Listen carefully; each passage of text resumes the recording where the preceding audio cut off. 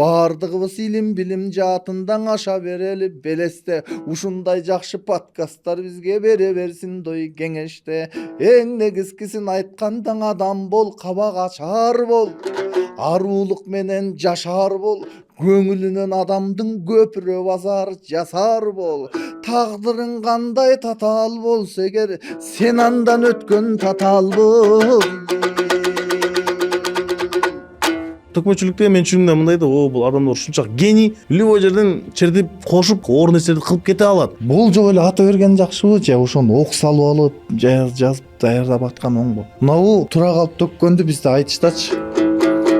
Ок жок эмеге салыштырабыз да мынтыкка. Даяр жүргөн адамдар барбы? Аны биз октолгон мынтыкка салыштырабыз. Чындап кысым көп болуп кетип атабы же төкмө акындар алсызыраак болуп кеттиби? Бир акын туруп айтып атат да. Ушул 120 депутатты ак үй менен кошуп өрттөп салса жарашат десе, элдер кол чабып атат да. Калыстар дагы 10 деген бааны көтөрүп атат. Ал трагедия да, ал биз ушондой мындай доордон өткөнбүз. Азыр ошон 80 депутатты өрттөп салсаң жарашат деп айтсаң мыйзам бар. Азыркы айтыштын деңгээли элди агартуу эмес, шоу. Жогору жакта ат сарайлар бар. Ат сарайларда айына 15 000 жем чөбүн, суусун берет, кантип карат. Карап берет. Кээ бир акындар бар, ошо атчалык каралбай калган акындар бар да. Иттердин урушу бар. 10 000 доллар, 20 000 долларга чейин ушинтип кеткен. Өзүңүздүн оюңузду коркпой, позицияңызды так турган адамсыз да. Бул позиция эмнеден улам чыкты? Заман өтөт экен, коркуп кайда барабыз? Корксоң да кой өлөт, коркпосоң да кой өлөт. Президентпизби, кайырчыбызбы, баары өтөбүз. Айтчыңды айт, айтпасыңды айтпа.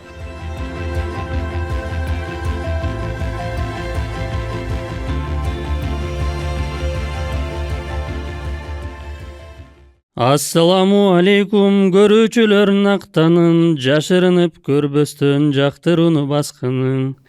Комуз күүсү төгүлөт, көңүлдөргө бөлүнөт, төкмөрдүн төрүндө баян акын көрүнөт. Баракелде, ассаламу алейкум. Суроолорун даярдап Нурсейитиң отурат, анча мынча кымчылып, кычыгыңар жөн турбайт. Баракелде, ассаламу алейкум. Алейкум ассалам, не деп кетти бу балам? Жамактап айтып отурса менин жан дүйнөм турду кубана. Бирок Исмайыл атамдын сөздөрүн жооп берейин убарам. Акындык түйшүк убараң алыңа ченеп кубала. Башыңа Кудай бербесе баш ийбейт айткан дубаңа. Ошондуктан иничек азыр болсо булаксың, эртеңки күндө чыраксың, өсөң өсө буюрса жакшылар менен дой ынаксың. Азыр биз келдик накта подкастка. Мындай нерсе жок болчу биз мектепте жүргөн жаш жакта. Атүгүле болгон эмеспиз Инстаграм, WhatsAppка. Кубанып калат элек ал кезде сулуулар бизге дойгат жазса. Ошондой жакшылыктар көп болчу биздин мөлтүрөгөндөй жаш жакта. Азыр көп суроолор болот го, бүгүнкү суроо жооптой подкастка. Эмга кылайын Нурсейит, сагаң арналып өттү Ырсейит, бир Кудайга кул Сейит, маңдайың болсо Нурсейит, таңдайың болсоң Ырсейит. Баян акынга суроону гана бир кандайча берет Кул Сейит. Бале. Кош келдиңиз биздин подкастка. Чоң рахмат. Биринчи көрүүчү учурашып коелу. Ассаламу алейкум. Биздин жаңы чыгарылышыбызга кош келдиңиздер. Биз баягыдай адатыбызды төкмө акындар менен чыгарылыштарды улантуудабыз. Бүгүн бизде конокто мен сизди дароо алтын комуздун ээси деп коеюн. Алтын комуздун эмеси, акындардын динозавры бүгүн конокто Баян Ахматов. Байке өзүңүз кош келдиңиз. Динозавр. Рахмат. Биз да кош көрдүк. Кубанычтабыз, эл менен амандашып алалы. Ассаламу алейкум. Мамел Исраилов деген агабыз бар. Ассаламу алейкум, арыбаңыздар агайын, мусулманча, кыргызча амандашып алайын дейт экен. Бириңиздердин да көңүлүңүздөрдү калтырбай баарыңыздар менен амандашып аткан убагыбыз. Сиз динозавр дегенге таң калдыңыз, неге? Динозавр деп эсептебейсизби? Динозавр деген тукум курт болгондор да. Анан биз азыр барбыз, пока тукумубузду улап атабыз деген. Бирок сиздин шакирттериңиз да чыгып атат. Улантууда сиз уже шакирттүү болуп калдыңыз да. Эми бул динозаврга барбар да, менимче да эми. Динозавр Мамонт. Жок эми катталуучуларыбыз өзүнүн мындай жарашыктуу сөзүн жазып кетсин. Кантип ойлойсуздар, Баян Акматов ким болуп эсептелет биздин ушул маданиятта деп айтып койсок туура болот дейм. Астына жаза бериңиздер, каалашыңыздар.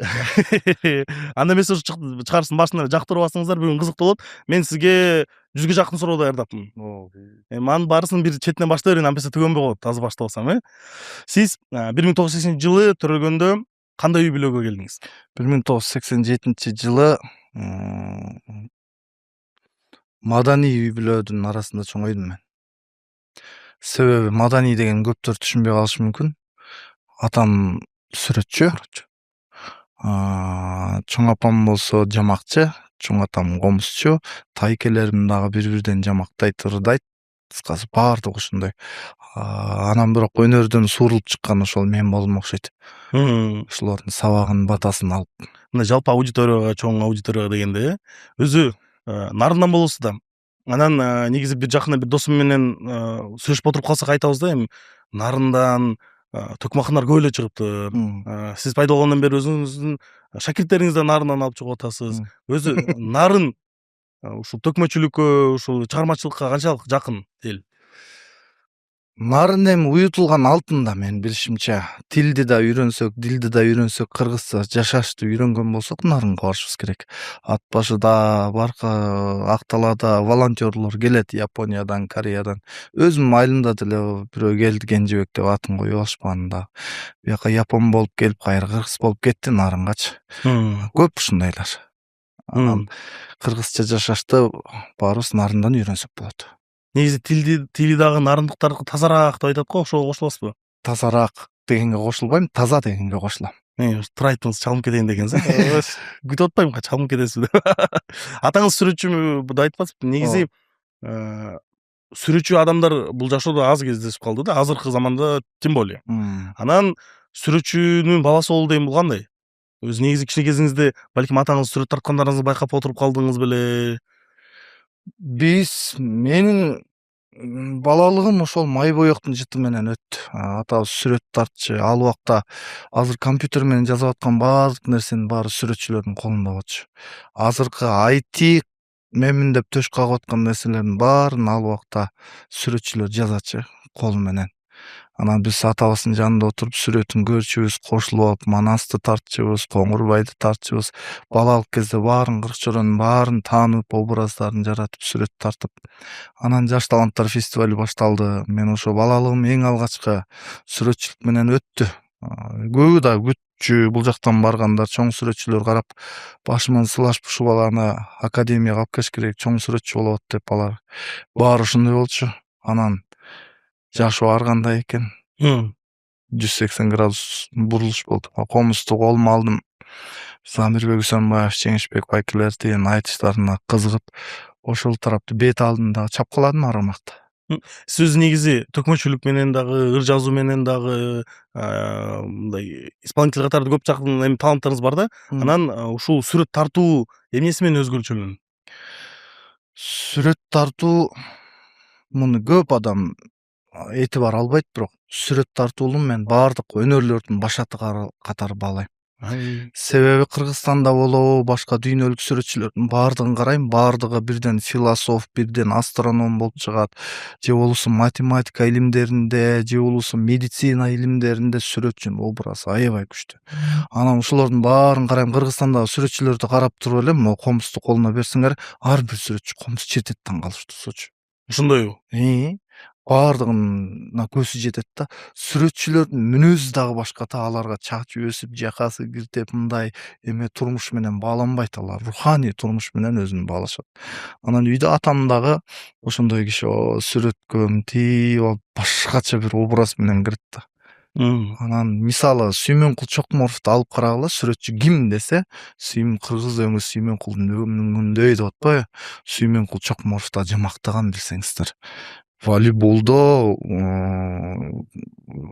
эме высший лигада ойногон, сүрөтчү болгон, ырдаганы сонун, актерлугу биз билбеген дагы көп таланттар менен Сүймөнкул агай баардыгына жооп деп ойлойм. Атаңыздын образын кантип сүрөттөмөксүз? Атам Сен айтсыз го жакасы мындай болот сүрөтчүлөр депчи. атам образ ошондой бир сүрөткө киргенде өзүн карабай калат, чачтары өсөт, сакалы кетет. Ушул сүрөт менен алып бурушат, таңдап турат. Анан бир жака алыстап кетет атайын. Жаңы эмеге дем алып туруп анан кайра келип сүрөтүн мынтип карайт. Сүрөтүн дагы башкача карашат, илгеркилердики билбейм, мынтип көздөрүн мынтип. Башын көтөрүп алып Ошентип алып сүрөтүн карап, анан келип 1-2 тиет да кайра кетет, кайра келет. Ошондой. Өзү мындай эме бар го, сөздөр бар го, чыгарманчыл адам үй бүлөсүн бага албайт депчи. Анан негизи эгер атаңыз сүрөтчү болсо, сиздин үй бүлөңүздө, жашоо турмушуңузда уже кандай багуу болду сиздердин? Багуу деген оорчулуктар баардык 91ден кийин баарыбызда бирдей болду. Баарыбыз тең каранан, талканынан жедик, баарыбыздыкы окшош эле. Сүрөтчүлөрдүкү болсо менин бул неден? Муну бүгүнкү күндүн илими менен алып карашыбыз керек да. Сүрөтчү адам же болбосо уста адам, буларда менеджерлик жок болот, маркетинг аркы менен иши жок болот булардачы. Мен байкелеримди карайм, ушундай уста адамдарда бирөө комуз чаап эле мындай эле чаап коет, таң каласың. Бирок өзүм аны менен мактанбайт деле, аны бир соодага айланбайт деле. Мен өзүм атам делечи, сонун өткөндө нарындын мечитинин сүрөтүн тартып коюптур. Мен аны алдым да эмеси деп туруп барып саттым дагы акчасын, мына колуна кармастан сүйүнүп калды. Биз ошондой нерселер менен алек болбойт да. Өзү өнөрпоз адамдар ошол менеджерлик жагынан жок болот экен, аларга мынтип менеджер менен өнөр адам биригиш керек экен да. Бүгүнкү заман айтып атат аны. Сиз айтып атпайсызбы эме ушу менеджерлик жок болот депчи, так эле. Анан СССР курады. Атаңыз сүрөтчү. Анан СССР кургандан кийин эмне менен алектенип калдыңыздар? Кантип курсакты бактыңыздар? Ооба, баарында эле оор болгон, бирок менин көз карашымда сиздердики аябай эле оор болгондой өңдөнөт. Биздики болсо эмне болду? Нарында атам мугалим болуп иштеди. Мугалим болуп иштеди, баарында эле оор болду, мындай билем. Андан кийин айылга көчүп бардык. Айылдыкы болсо акчасы жок деле жашай берет го айылда. Малын багат, биринен беришет, алышат. Ошондой оорчулук заманда бири-биринен сүт сатпаган заманда жашадык да. Ал жакта заман өтө берет экен. Бирок мага кызык, ошол учурда аябай барктуу болчу баарычы. Бир нерсени даамдасаң, даамынын кереметтигин билесиң да. Азыр көп адамдар бар го. Баланча кафенин тамагы начар элекен дейт. Тиги болсоң анын тамагы жакпайт дейт. Бул неликтен пайда болот? Бул ошо тажагандыктан, бар болуп тамактын кадыры кеткендиктен ресторан тандап атабыз. Ошол убакта, ал убакыттын азыркынын столовый ресторан болуп сезилмек, азыркы убактачы. Анан мен ошентип ойлойм, мындай барктуу бир керемет заманда. Анан бүгүнкү күндө болсо, азыр стөлдүн үстүндө балдарым карабайт азыр. Конфет, шоколад, аркы деген нерселерди карабайт. Ал убакта болсо мен бир дос балам бар да, анан 9 бир тууган да. 9 бир тууган үйүнө барып калдым. Барып калып анан кел отур деп, анан апалар байкуш ушу керемет көрүнүштө бир жакка кетсе, сөзсүз түрдө чөнтөгүнө балдарына деп боорсок, конфеттерди ала келчү да. Сөзсүз күтчүбүз биз дагычы өзүнүн апаларыбыздан. Мен дос балам дагы ошол Замир деген дос балам 9 бир тууган да. Анан кел баян отур деп калды. Отурдум. Апасы мынтип ортого помпоси конфеттерди төктү да. Кетинен келип 9 баланын айынан кетип атат. Алып атат. Алып атат. Эң артында мындай бир конфет калды да. Мындай бир кол кетип баратат айынан. Ал баяндыкы деп атпайбы? Тиги досумчу. Колун тарта койду. Анан ошентип ал конфетти жеп, ошондо 9 бир тууганга жанагынча нерселер жетип, ынтымакта бири-бирин ошентип эле өмүрүбүз ушул убакка келди. Сүрөтчүлүк менен алектенип баштадым дедиңиз. Негизи жаш кезиңизде ошо сүрөтчүлүк менен алектенип баштаганда ал жакта балдар эмне кылып сүрөттү тартып бир жака бир конкурстарга катышчу же азыркы мен менен катарда жүргөн өнөрпоз адамдардын баары тең бир уядан чыкканбыз. Баары билет. Ал убакта Мээрим фондусу деген бар болчу. Майрам Акаева баштаган таланттуулардын комплектиси тобу бар болчу. Эң алгач мектептен башталчу, жарыш башталчу. Аяктан өтчүбүз, аяктан өткөндөр районго кетчү, райондон өткөндөр областка кетчү, областтан өткөндөр республиканский деп туруп анан жаш таланттар фестивалі деп туруп республикалык жарыштар өтчү. Ошол жака барчыбыз күү черткендер күү чертчи. Ошол жактан табышып бири бирин сүйүп үйлөнгөндөр болду. Ал учур биздин эң бир керемет көзгө басар бир доорубуз болгон чыгармачыл адамдардын. Азыркылардын баардыгы угуп атса, билип атса керек. Бирок бул фамилия акыркы жаңылыктар менен эме болуп атат, мындай жагымсыз болуп аткан фамилия болуп атат, Майрам эжекебиздики. Эми муну мындай айтам да коомчулукка. Мен деле көрдүм жаман менен жакшыны. Адамдын жакшысын жаманын да бир Кудай өзү таразалап алат деген ойдомун менчи. Бир адамдын жакшы жаманы менен биз эмне үчүн алек болушубуз керек? Болот Назаров деген акын иним бар. Байке, сиз жаман көргөн адамды мен эмне үчүн жаман көрүшүм керек дейт. Чындап эле да бирөө жаман көргөн адам биз эмне үчүн жаман көрүшүбүз керек? Анан айтайын дегеним мындай бир ойду дайыма элдерге сабак иретинде айтам. Сиз эмнеден коркосуз жашоодо? Менби тозокко кирүүдөн го дейм. Тозокто жылан бар, Тозокто көп нерсе жаман нерсе бар. Жылан. Ал жакта мен көзгө көрүнгөн физика жашоодо айтып атам, жыландан баары коркот да. Мисалы. Ал деле жыландан коркот, бул деле жыландан коркот да. Мен деле жыландан корком. Уусу жаман чагып алса, ушу өңү серт. Бирок айланып келип медицина, фармацевтте ошол жыландын уусу канчалаган дарыларга кошулуп айланып келип эле бизди дарылайт экен. Ошо бул адамдын өзүнөн го дейм.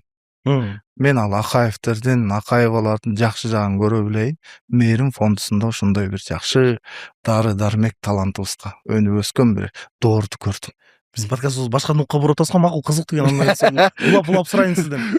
Өзү сиз мен дайыма байкашым боюнча өзүңүздүн оюңузду котпой, позицияңызды так турган адамсыз да, билдиргенден коркпойсуз. Элге жагабы, элге жакпайбы дегенди карабай.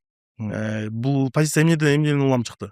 Бул позиция болсо кагылдык, согулдук, талант биз деген КТРдин астында канчалаган күндөрүбүз өткөн сагалап. Өзүбүздүн талантыбызды көргөзө албай мынтип КТРдин оозунда көп күнүбүз өттү.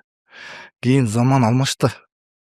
Кудай тааланын калыстыгы, берешендиги азыр өзүмдүн колумда бир КТР жүрөт азыр.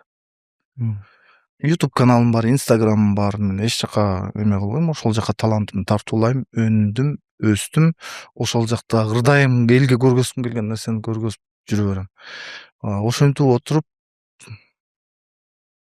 Баптистти көрдүк, Теңирчини көрдүк, Сотту көрдүк, Жахил жашоону көрдүк, Абу Бакир жашоону көрдүк дегендей. Ошонун баарын көрүп отуруп, заман өтөт экен, коркуп кайда барабыз, по-любому. Корксоң да кое элет, коркпосоң да кое элет. Менин принцибим ушундай азыр. Президентпизби, кайрчубузбу, баары өтөбүз. Айтчыңды айт, айтпашыңды айтпа, жашай берели. Мисалы үчүн буга чейин сиздин 2 шагиртиңиз келген. Аларга да ушул төкмө акындардын позициясы боюнча көп талкуу жүргүзгөнбүз да. Анан мен айттым сөзүм эмес, ошол чөйрөдө жүргөн байкелердин сөзү боюнча азыркы жаш акындар мындай айтканда өтө бийликтен коркуп же бир өзүнүн позициясын билдирүүгөнөн коруп калды. Кысым көп, ошон үчүн коруп калды деп айтат да. Бирок сиз деле ушул заманда жашап атасыз да. Эгер жашаса сиз деле кысымды сезмексиз. Бул ошондо чындап кысым көп болуп кетип атабы же ошол төкмө акындар алсызыраак болуп кеттиби? Жок, кысым кайсы жерден кысым болду? Ошо билбейм, мен ойлоп Бир нерсени эле кысым деп баалап алабызбы, эч түшүнбөйм. Биздин театрда ооба туура илеби болду кандай бир деңгээлде. Кайсы бир айтышта ушундай айтсак, түшүнүк кат жаздырды. Эми түшүнүк кат жаза турган жазым болуп эле келген нерсе. Аны жазсаң жазып кой, кетет. Анан аны кысым деп баалаштын кереги жок деп ойлойм. Анан биздин маң сезимибизге сиңген да. Ушундай акындар деген ушундай эле бетке бийликти ушундай айтыш керек, ушу менен жашаш керек деп фокус бирөө эле да. Болуп тура акындын юмор жаатында бар, драма жаатында бар, лирика жаатында бар. Акын ар тармактуу да. Мен ушинтип түшүнөм. Анан бүгүнкү күндө акындардын өзгөргөнү дагы бар туура. Мурдагы заманга жараша акындар дагы өзгөрөт экен. Аны бир моюнга алышыбыз керек да.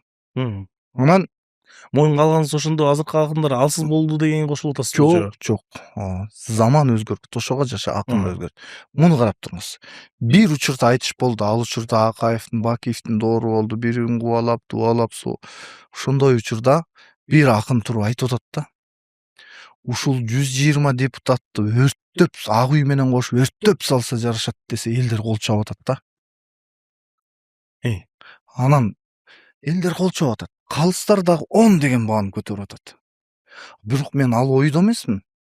Ал трагедия да, ал деген 120 депутат, ал өзүбүздүн балабыз да, бирөөбүздүн байкебиз, бирөөбүздүн инебиз, бирөөбүздүн эжебиз. Биз ушундай мындай доордон өткөнбүз. Азыр ошон 80 депутатты өрттөп салсаң жарашат деп айтсаң, мыйзам бар. Болбойт да. Көрдүңүзбү? Мен ушуну менен түшүндүргүм келет. Ушу заманга жараша акындыкты талдап билишибиз керек. Эгер акын, мен айттым да, Садыр Жапаров, мындай иштеп жатасың, ал жагында могул жагың туура болду, бул жагың туура эмес болду деп айтып ырдашым мүмкүн. Бирок туура эмес болду, могу сындап ырдадымбы, ошонун чечүүчү жолун дагы айтып беришим керек. Анан акынсың сен. Жөн эле кур кыйкырык менен ошентип таш ура берген болсоң, ал болбойт андай. Бүгүн буну өсүү деп түшүнсөк болот. Өсүү деп эсептейсиз. Ооба. Макул, бул эми темага кайра кайтып келебиз. Биз сиздин бала чагыңыздан чыкпай койдук го. Чыкпай эле башка жака буруп кетпедизби? Сиз атаңызды жөнөп кетиңиз, апаңызчы? Апам дүйнөдөгү эң сонун аялдардын үлгүсү кайсы деп сураса, мен өзүмдүн апамды гана айта алам да. Карайм дагы күйөөгө баш ийүү жагынан, күйөөгө кандай кызмат кылуу, кандай сыйлап берүү жагынан мен апамды гана көрөм. Мен өзүм келинчегиме деле көнө албай жүрдүм. Себеби апамды көргөндүктөн ушундай экен деп, кийин аны өзүмдү мындай тарбиялап түшүндүрүп алдым. Апам бул эң керемет адам. Себеби эң кереметтигин далилдегим келди. Бир убакта кичинекей кезимде ушу апа тууралуу ыр чыгарсам дечимин. Ушул хит болсо дечимин да. Кийин чыгардым. Кайгымды тарттым теңселип, карыздары ким бар менчерик. Бүт кыргыздар ыйлады бул ырды уккандачы. Апам чындап ушул ырга татыктуу аял зат. Ушундай эң керемет айым. Эмне менен алектенчү? Апам биз менен алектенди. Тарбиялоо менен. Ушул убакка чейин апам мени бир чыбык менен уруп же көңүлдү калтырган ушундай нерселерди алып, башың жегир дегендей сөздөрдү таптакыр айткан жок, уккан да жокмун. Элдер келип менин апаман сурады. Ой, балаңды урушасыңбы депчи. Ушундай керемет адам да. Сиз мындай айтсаңыз суроодо жок калат го. Ушундай экен деп эле улантып салгым келет. Өзү негизи мен ушу апакем тууралуу суроолор бар болчу да, бул ыр чындап бар канчадан бейлат да. Мен ата энемден уккам да, ата энем угуп ушул ырды. Анан негизи бул ырды жазуу үчүн эмне керек, кандай болуш керек деп мен ичимден суроо жаралган да. Ошо бул бир моментте өткөндөн кийин жазып баштадыңызбы, же бул жалпы ушул балалыгыңыздан ошо апаңызды көргөн үлгү кат болуп жазылдыбы? Жалпы. Чындап эле жана сиз айтпайсызбы, 91ден бери карай көзүбүздү ачып апабызды таанып, ушундай болду. Канчалаган кыйын күндөр болду. Ал убакта эркектерди билесиз да. Ооба. Азыркыдай эмес. Ал убакта эркектер ошондой. Папам дагы бою 2 метрге чукул адам. Папам бир айылдагы элдер бир карап сүрдөшөт. Сөздөрүн чогултушат. Мен боюмду көрүп атасыз го? Ал каарлуу дагы киши. Азыр 65 жашта. Азыр да талбай баягы эме боюнча жүрөт. Тең кишилери болсом тийип күрөйүп калды. Азыр да килийген. Ошондой киши менен өмүр сүрүп, ошондой каардуу кайраттуу кишинин жанында мындай бир деңиз балкыган, бир мээрим чачкан аял болуп жүрдү да. Эми акындар мындай түшүндүргөндө башкача түшүндүрөт. Элестетип кеттиңизби сиз дагы? Айта бербейсизби ооба жок деп? Бул жерде тарбия тууралуу дагы сөз болуп кетип атпайбы? Сиздин үй бүлөңүздө көбүнчө мындай жумшак тарбия көрүп чоңоюп турсуздар. Анан коомчулукта ушу талаш бар бүгүнкү күндө. Баланы катуу кармаш керек же балага мындай мүмкүнчүлүк бериш керек, жумшак кармаш керек деп кайсы бирине кошуласыз? Менин ой жүгүртүүм боюнча мындай болуп атат да, айтып атпайбы, атасы мындай кардуу киши болчу депчи. Атасы жесткий тарбия, апасы мягкий да тарбия берген окшойт деп ойго келдим да. Вот экөөнүн ортосунда биз эме болдук да. Мен 4 бир тууганмын да. Төртөөнү мен карап алып сабакты эсептейм.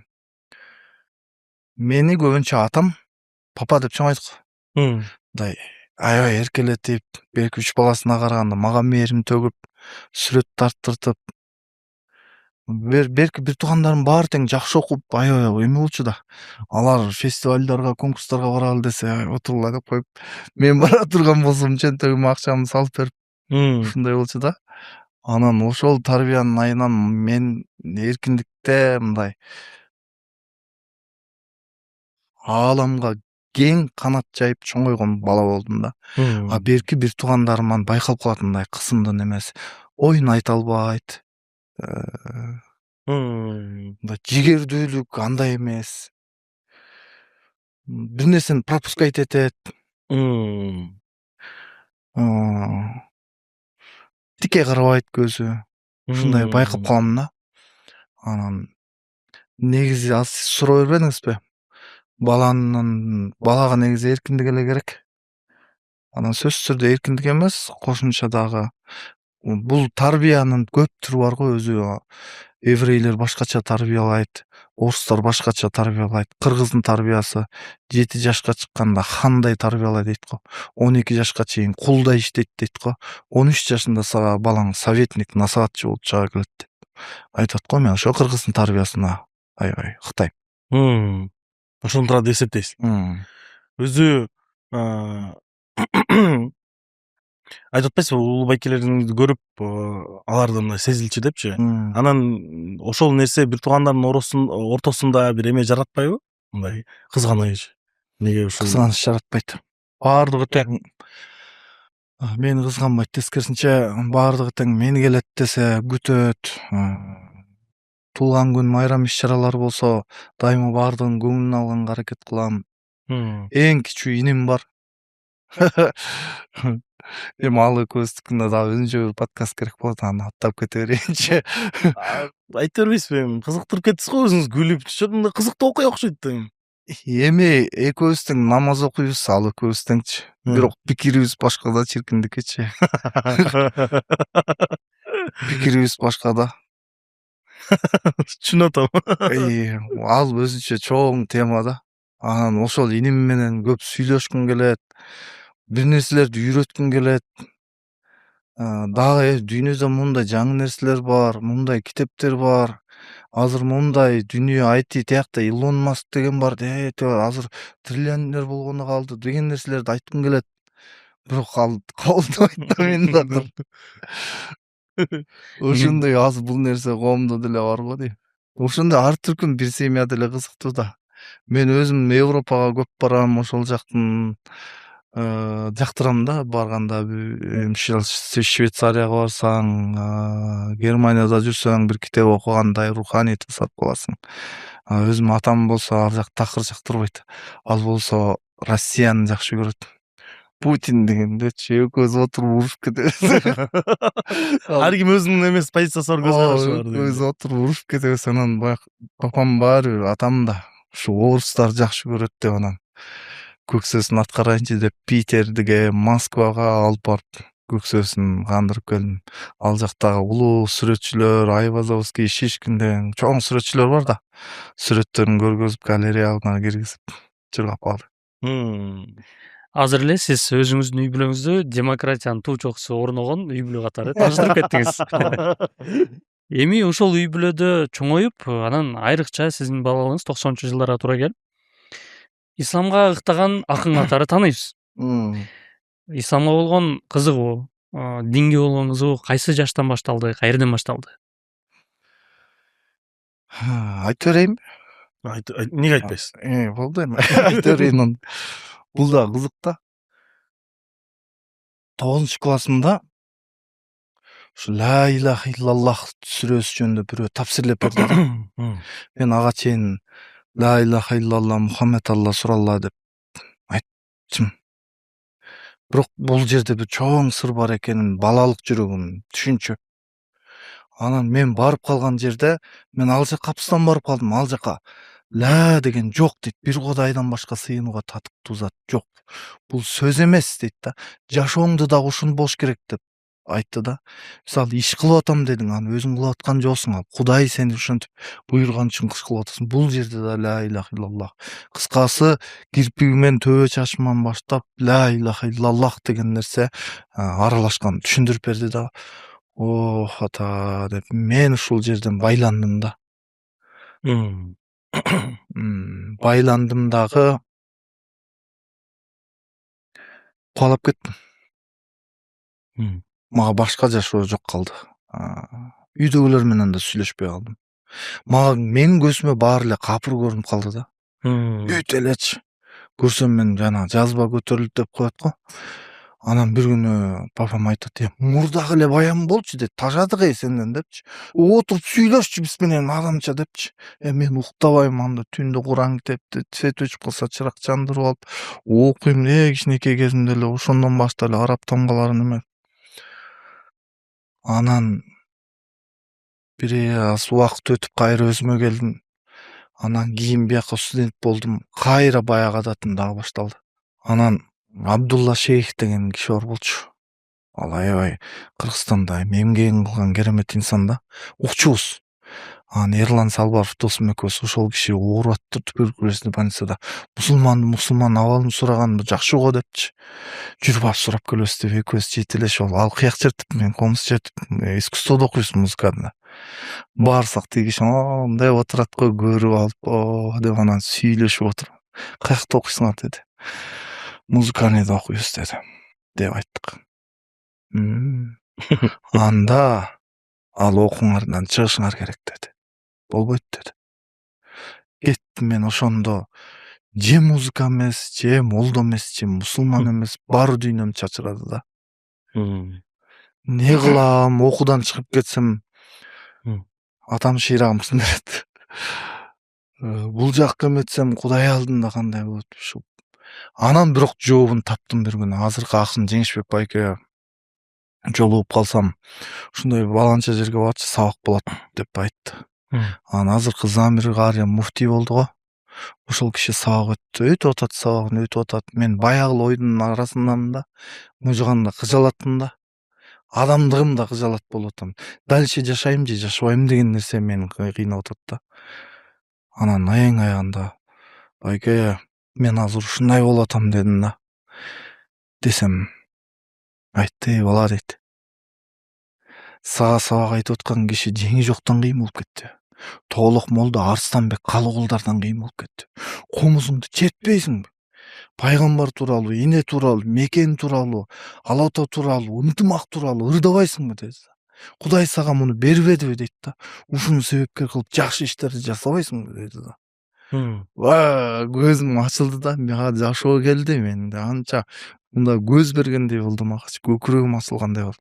Ошондон баштап мен пайгамбарыбызга арнап ыр чыгардым. Баарды ырдап жүрөт.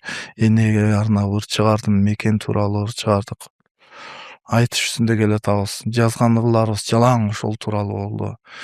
Пайгамбарыбыздын кечелери деп бүт 7 облусту кыдырдык.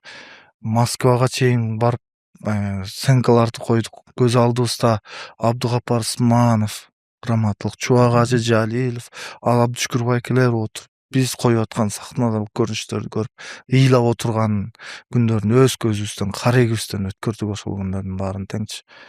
Эми ал күндүн баарын тең монтип кыйраттык деп төш кага турган нерсе эмес эми.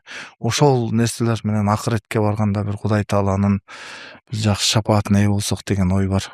Тилек бар. Ушу комузга тиешелүү суроо берип коеюн анда. Негизи Чубак Ажы Раматылык айткан комузду адал деп акынчылык, төкмөчүлүктөрдүчү. Бирок андай айтса деле азыркы коомчулукта башка молдолор менен эмелер бар да, талаш тартыштар бар. Комуз тууралуу. Сиз өз оюңуз кандай?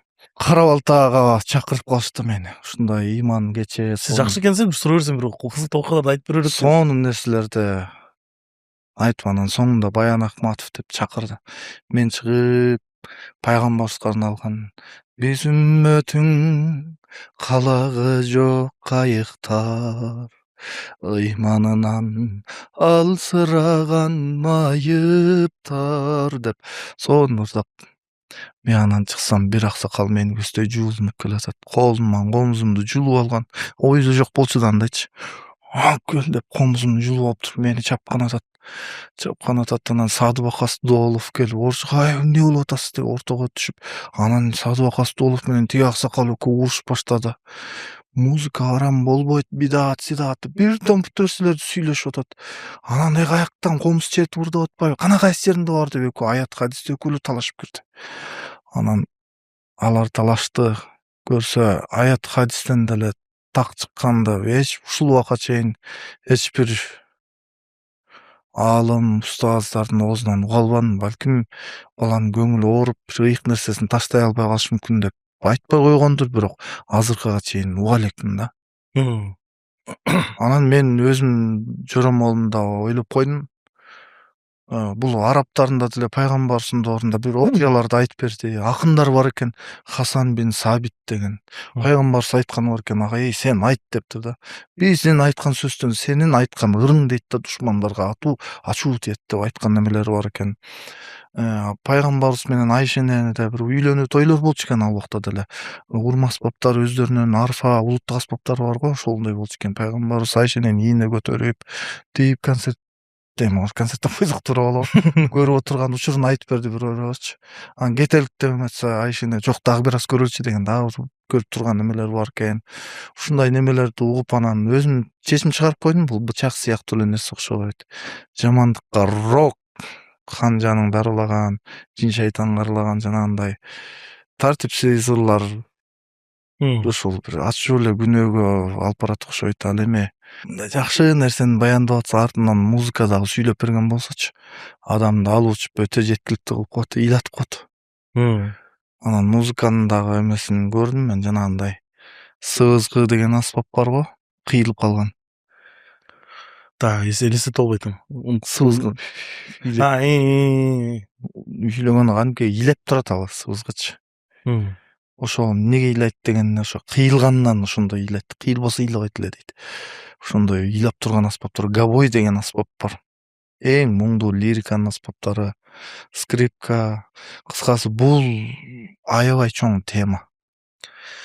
Муну Куран тафсирлеген, мына кругозору жеткен замандын бүгүнкүсүндө, эртеңкисинде келе турганда көрө билген аалымдар менен сүйлөшүп эме кылбасаңыз мен бечара комуздун айланасында эле. Бирок мен сизден башка нерсени сурап алам. Негизи бизге канча ырчылар келген, ыймандуу намаз окуган, канча чыгармачыл адамдар келген. Анан мен байкашым боюнча ушул чыгармачыл адамдар, ушул дин жолунда болгондор дайыма ичинде бир талаш тартыш менен жашайт. Өзү намаз окуйт, араталат, кадимкидей Куран хадистердин айтылган сөздөрдү сүйлөйт, бирок ырдайт же болбосо билейт, бир нерсе кылат да, анан ошону кылган сайын жүрөгү эзилет. Жетиштүү болбойт анан кичинекесинен бери алектенген. Анан ошол талаш тартыш менен өмүр бою жашап, дайыма кыжалат ошол адамдарды көрсөм. Сизде ошол кыжалатчылык барбы? Ал кыжалатчылык болгон, мен андан кутулгам азыр. Мен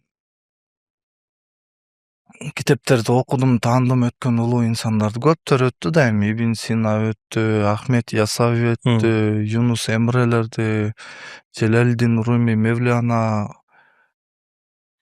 эми өзүбүздө дагы Жусуп Баласагын сыяктуу ушундай көп инсандар өттү, ары жагы көп го, эми Имам Матуриди кете берет. Анан Желалдин Руминин жашоосу мени кызыктырды. Мен өзүмө тандап алдым, мен ушул Мевлананын стилинде жашагым келет депчи. Себеби ал адам мейли капырсыңбы, мейли бутпарастыңбы, кел деп жазып койгон экен да баарыначы. Кел деген. Мага эмеси жок. Кел сүйлөшөлү дептир да. Эми бүгүнкү күндө ошол жетпей атат да. Азыр учурашыштан кыйналасың, бирөөнө ассаламу алейкум десең, антип айтпа, кыргыз болбойсуң, арбаңыздар деп айт. Макул деп бирөөнө арбаңыздар деп айтсаң, эй мусулман бол. Учурашыш проблема болуп кетти ушу бөлүнүштүн айынан. Анан мен Мевлананы тандап алдым. Мевлана кандай учурашсаң кабыл алат, кел дейт баарынча. Биз ошондой бололу да бүгүнчү. Адамдар сорттуу ойлуу да. Алла Таала өзү сорттойт да. Биз эмне келебиз, кетебиз. Күнөөкөр болгон үчүн намаз окуп атабыз. Күнөөкөр болгон үчүн ушул жолдо жүрөбүз. Мен тазамын, мен укмушмун, мен суперменмин деген ким бар? Эч ким жок да. Ошон үчүн мындай мен да адамдарга сунуштайм. Ушундай бир эле кылка линияда бололчу депчи, ортолукта бололчу депчи. Ушуну да сунуштайм. Негизи төкмө акындардын арасында дагы мен байкап калам ушул дин дин үчүн бөлүнгөн учурлар бар экенин. Негизи бул жакшы көрүнүшпү? Бөлүнүү өзү жакшы көрүнүш эмес да байка. Кайсы жерде болбосун, бөлүнүү жакшы. Бөлүнүүнү мына манжаларга эле таштайлычы калган адамдар бөлүнбөй эле жашаган. Мен ошону каалайм да. Себеби бала чагыман бөлүнүүнүн азабын тартып келем да, кайсы жерде болбосун. Мектепте жүрүп деле намаз окуп калсак эле жарымы хулигандар бир команда, намаз окугандар бир команда болуп калабыз. Кийин студент болдум. Ал жакта деле намаз окугандарды өзүчө бөлүп коет дагы, ар жакта город 311 деп өзүнчө бөлүнүп. Ошондой эле кийин бүттүм экен деп чоң жашоого чыкса, акындардын арасына ал жака келсең ал да башталды.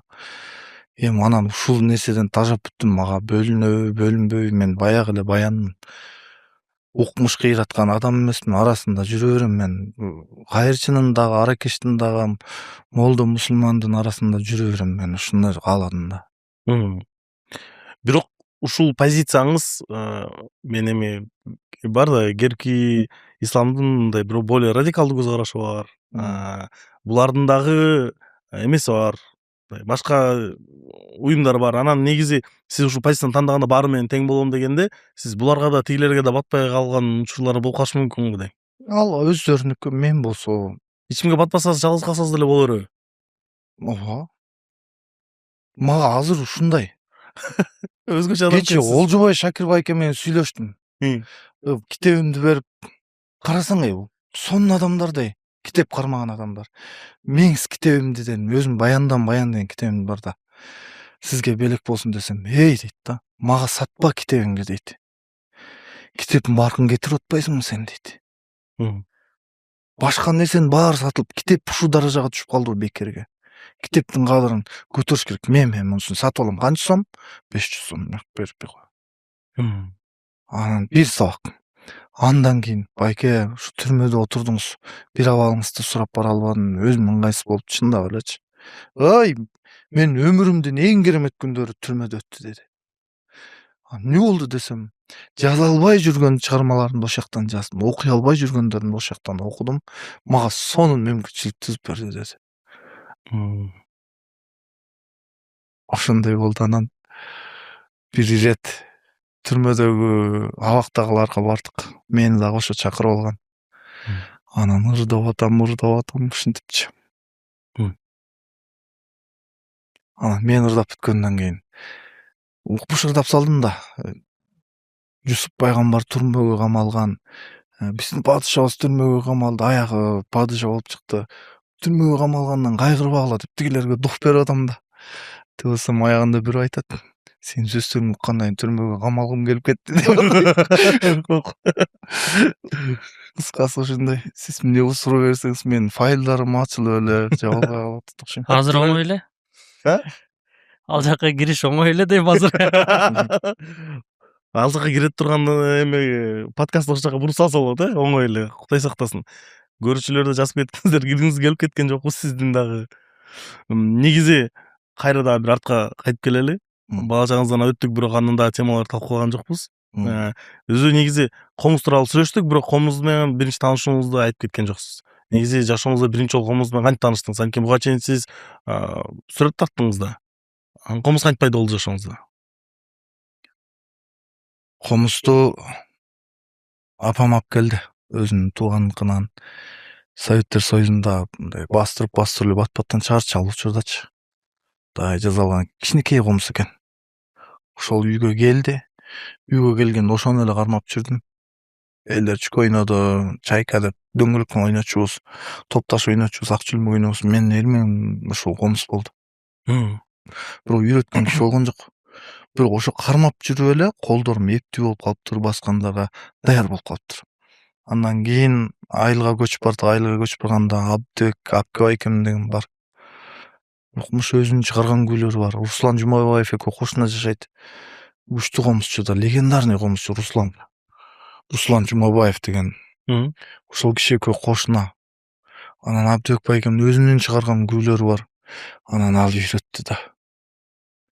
Акылымдан кеттим да комуздун алгач күүлөрүн уккандачы.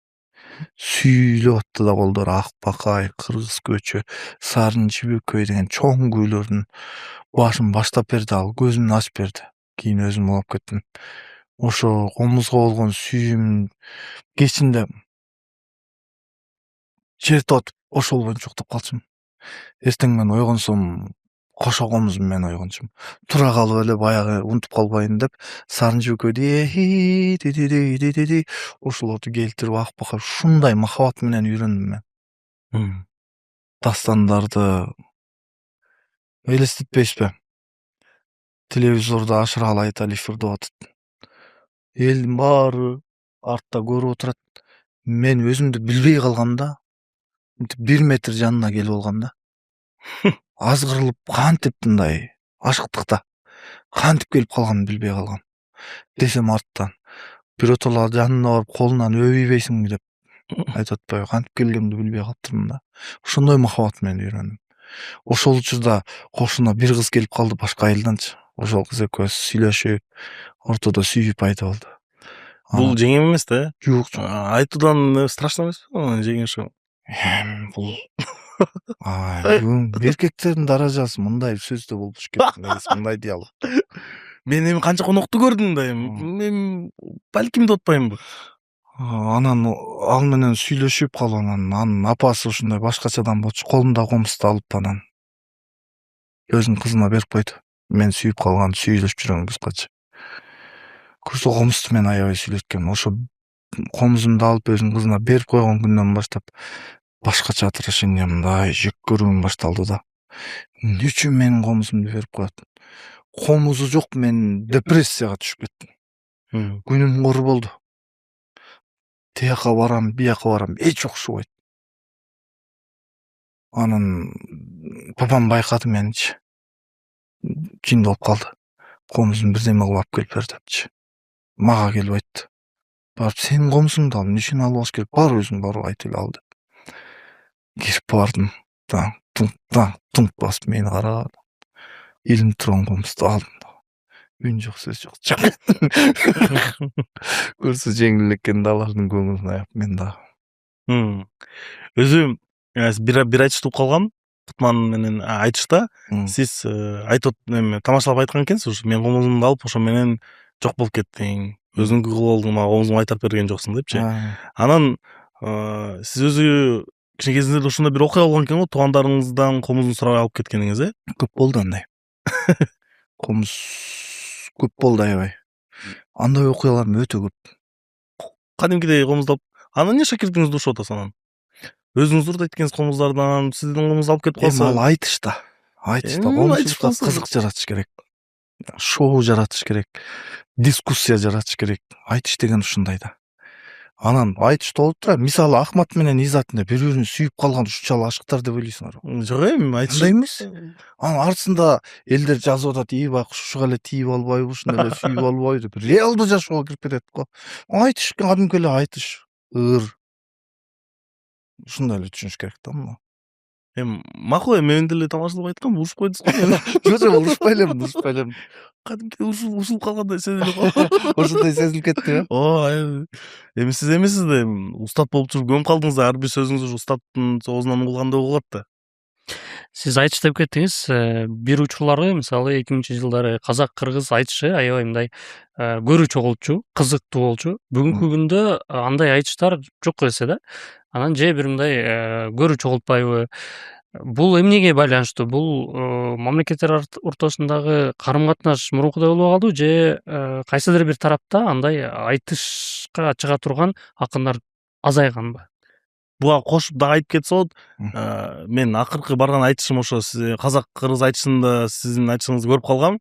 Сизге убакыт бербей, тиги кечке эме кылып, мындай көп убактын ошол алып калып сизге нормальный шанс берген жок да. Акыркы айтыш. Акыркы айтышыңыздан отуруп ошол жерден мындай бир башка сезим менен кеткенбиз. Элдин баары эле ушинтип кой, убакыт бербейсиң десе бербей койду. Анан ошол проблема эмнеде? Проблема туура түшүнүш керек. Бул сиздин айтып атканыңыз мурда айтыштын тоору аябай жакшы болчу, кийинки учурда алсырап кетти дегенди айтып атасыз. Мен буга кошулбойм. Азыр тескерисинче айтыш сураган, айтышты күткөн, тескерисинче жаштар. Бул сиз мени чакырып атканыңыздын себеби жөндөн жөн эмес да. Бул деле ошонун бир үлгүсү. Кызыгып аткан. кызыгып. Тескерисинче айтыш гүлдөп атат да. Бул байкебиз өзү мурун айтыш көрчү да. Анан көрбөй калган. Эмне көрбөй калдыңыз? Азыркы дейт. А мен айтам, жок, азыр жакшы десем болбойт. Бул ошондой да. Ушундай адамдар тажатат. Вкус тууралуу мелдеше албайбыз да. Ошо. Кычы болбой калдыңыз го я. Тилиңиз жетип алгандай айтпайсызбы бир нерсе? Утуп кеттик айтыштын жаңы эмесин коргоп калдык. Өзү мындай кызык баштадыңыз да. Ата энеңиз комузгачы, биринчи сүрөткө анан комузга анын негизи атаңыз ошону кандай кабыл алды? Бар го жана балаң сенин артыңан улап баратканда аябай жакшы көрүп, анан башка жака бурулуп кетип калса, жаман кызганыч пайда болуп, бул менин жолум жолдобой калдыбы деп мындай ойлор болгон жокпу атаңыз тараптан? Азыркыга чейин бар. Сүрөтчү болушуң керек эле деп азыркыга чейин айтат. Азыркыга чейинби? Себеби бала кезде билчи дайым штрихтеп коет. Ушуларды кенен жасачумун. Тарткандарым керемет болчу да. Анан аябай үмүт кылдым, максат кылды ушул бир дүйнөлүк бир сүрөтчү болгонго. А мен болсо орто жолдон ушул эмеге кеттим. Болсо айтмакчы башында баргам мен, бир аз окудум. Данакан Адашканова деген ошол сүрөтчүлөрдүн эмеси бар болчу бизде. Окуу деп атайын ошол жака алып барып, бир аз баштап анан көңүлүм тартпай кийин келдим. Бүбүсара Бейшеналиева атындагы окуу жайга, ал жактан Самирбек агайды 5 жыл бою ошонун кишинен окуусунда болдук. Дастан термелерди үйрөндүк. Айтышка чыгып баштадык. Айтыш коомдук фондуна бардык. Ал жактан Амантай байкелерди, Ал байкелерди, Азамат байкелерди көрдүк. Ошентип отуруп кантип аралашканыбызды билбей калдык биз эле. Өзү негизи айтып коет го, жана бир ишти баштаардын алдында атаңдын батасы өтө маанилүү деп айтат го. Анан негизи эгер ушу атаңыз бир аз азыркыга чейин ушул сүрөтчү болбойсуң десеңиз, мындай балким батасы жетишпегендей болбойбу?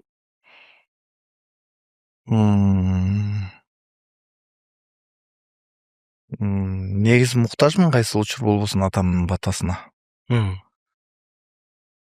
Батасын берсе де, мен азыр көксөм бар.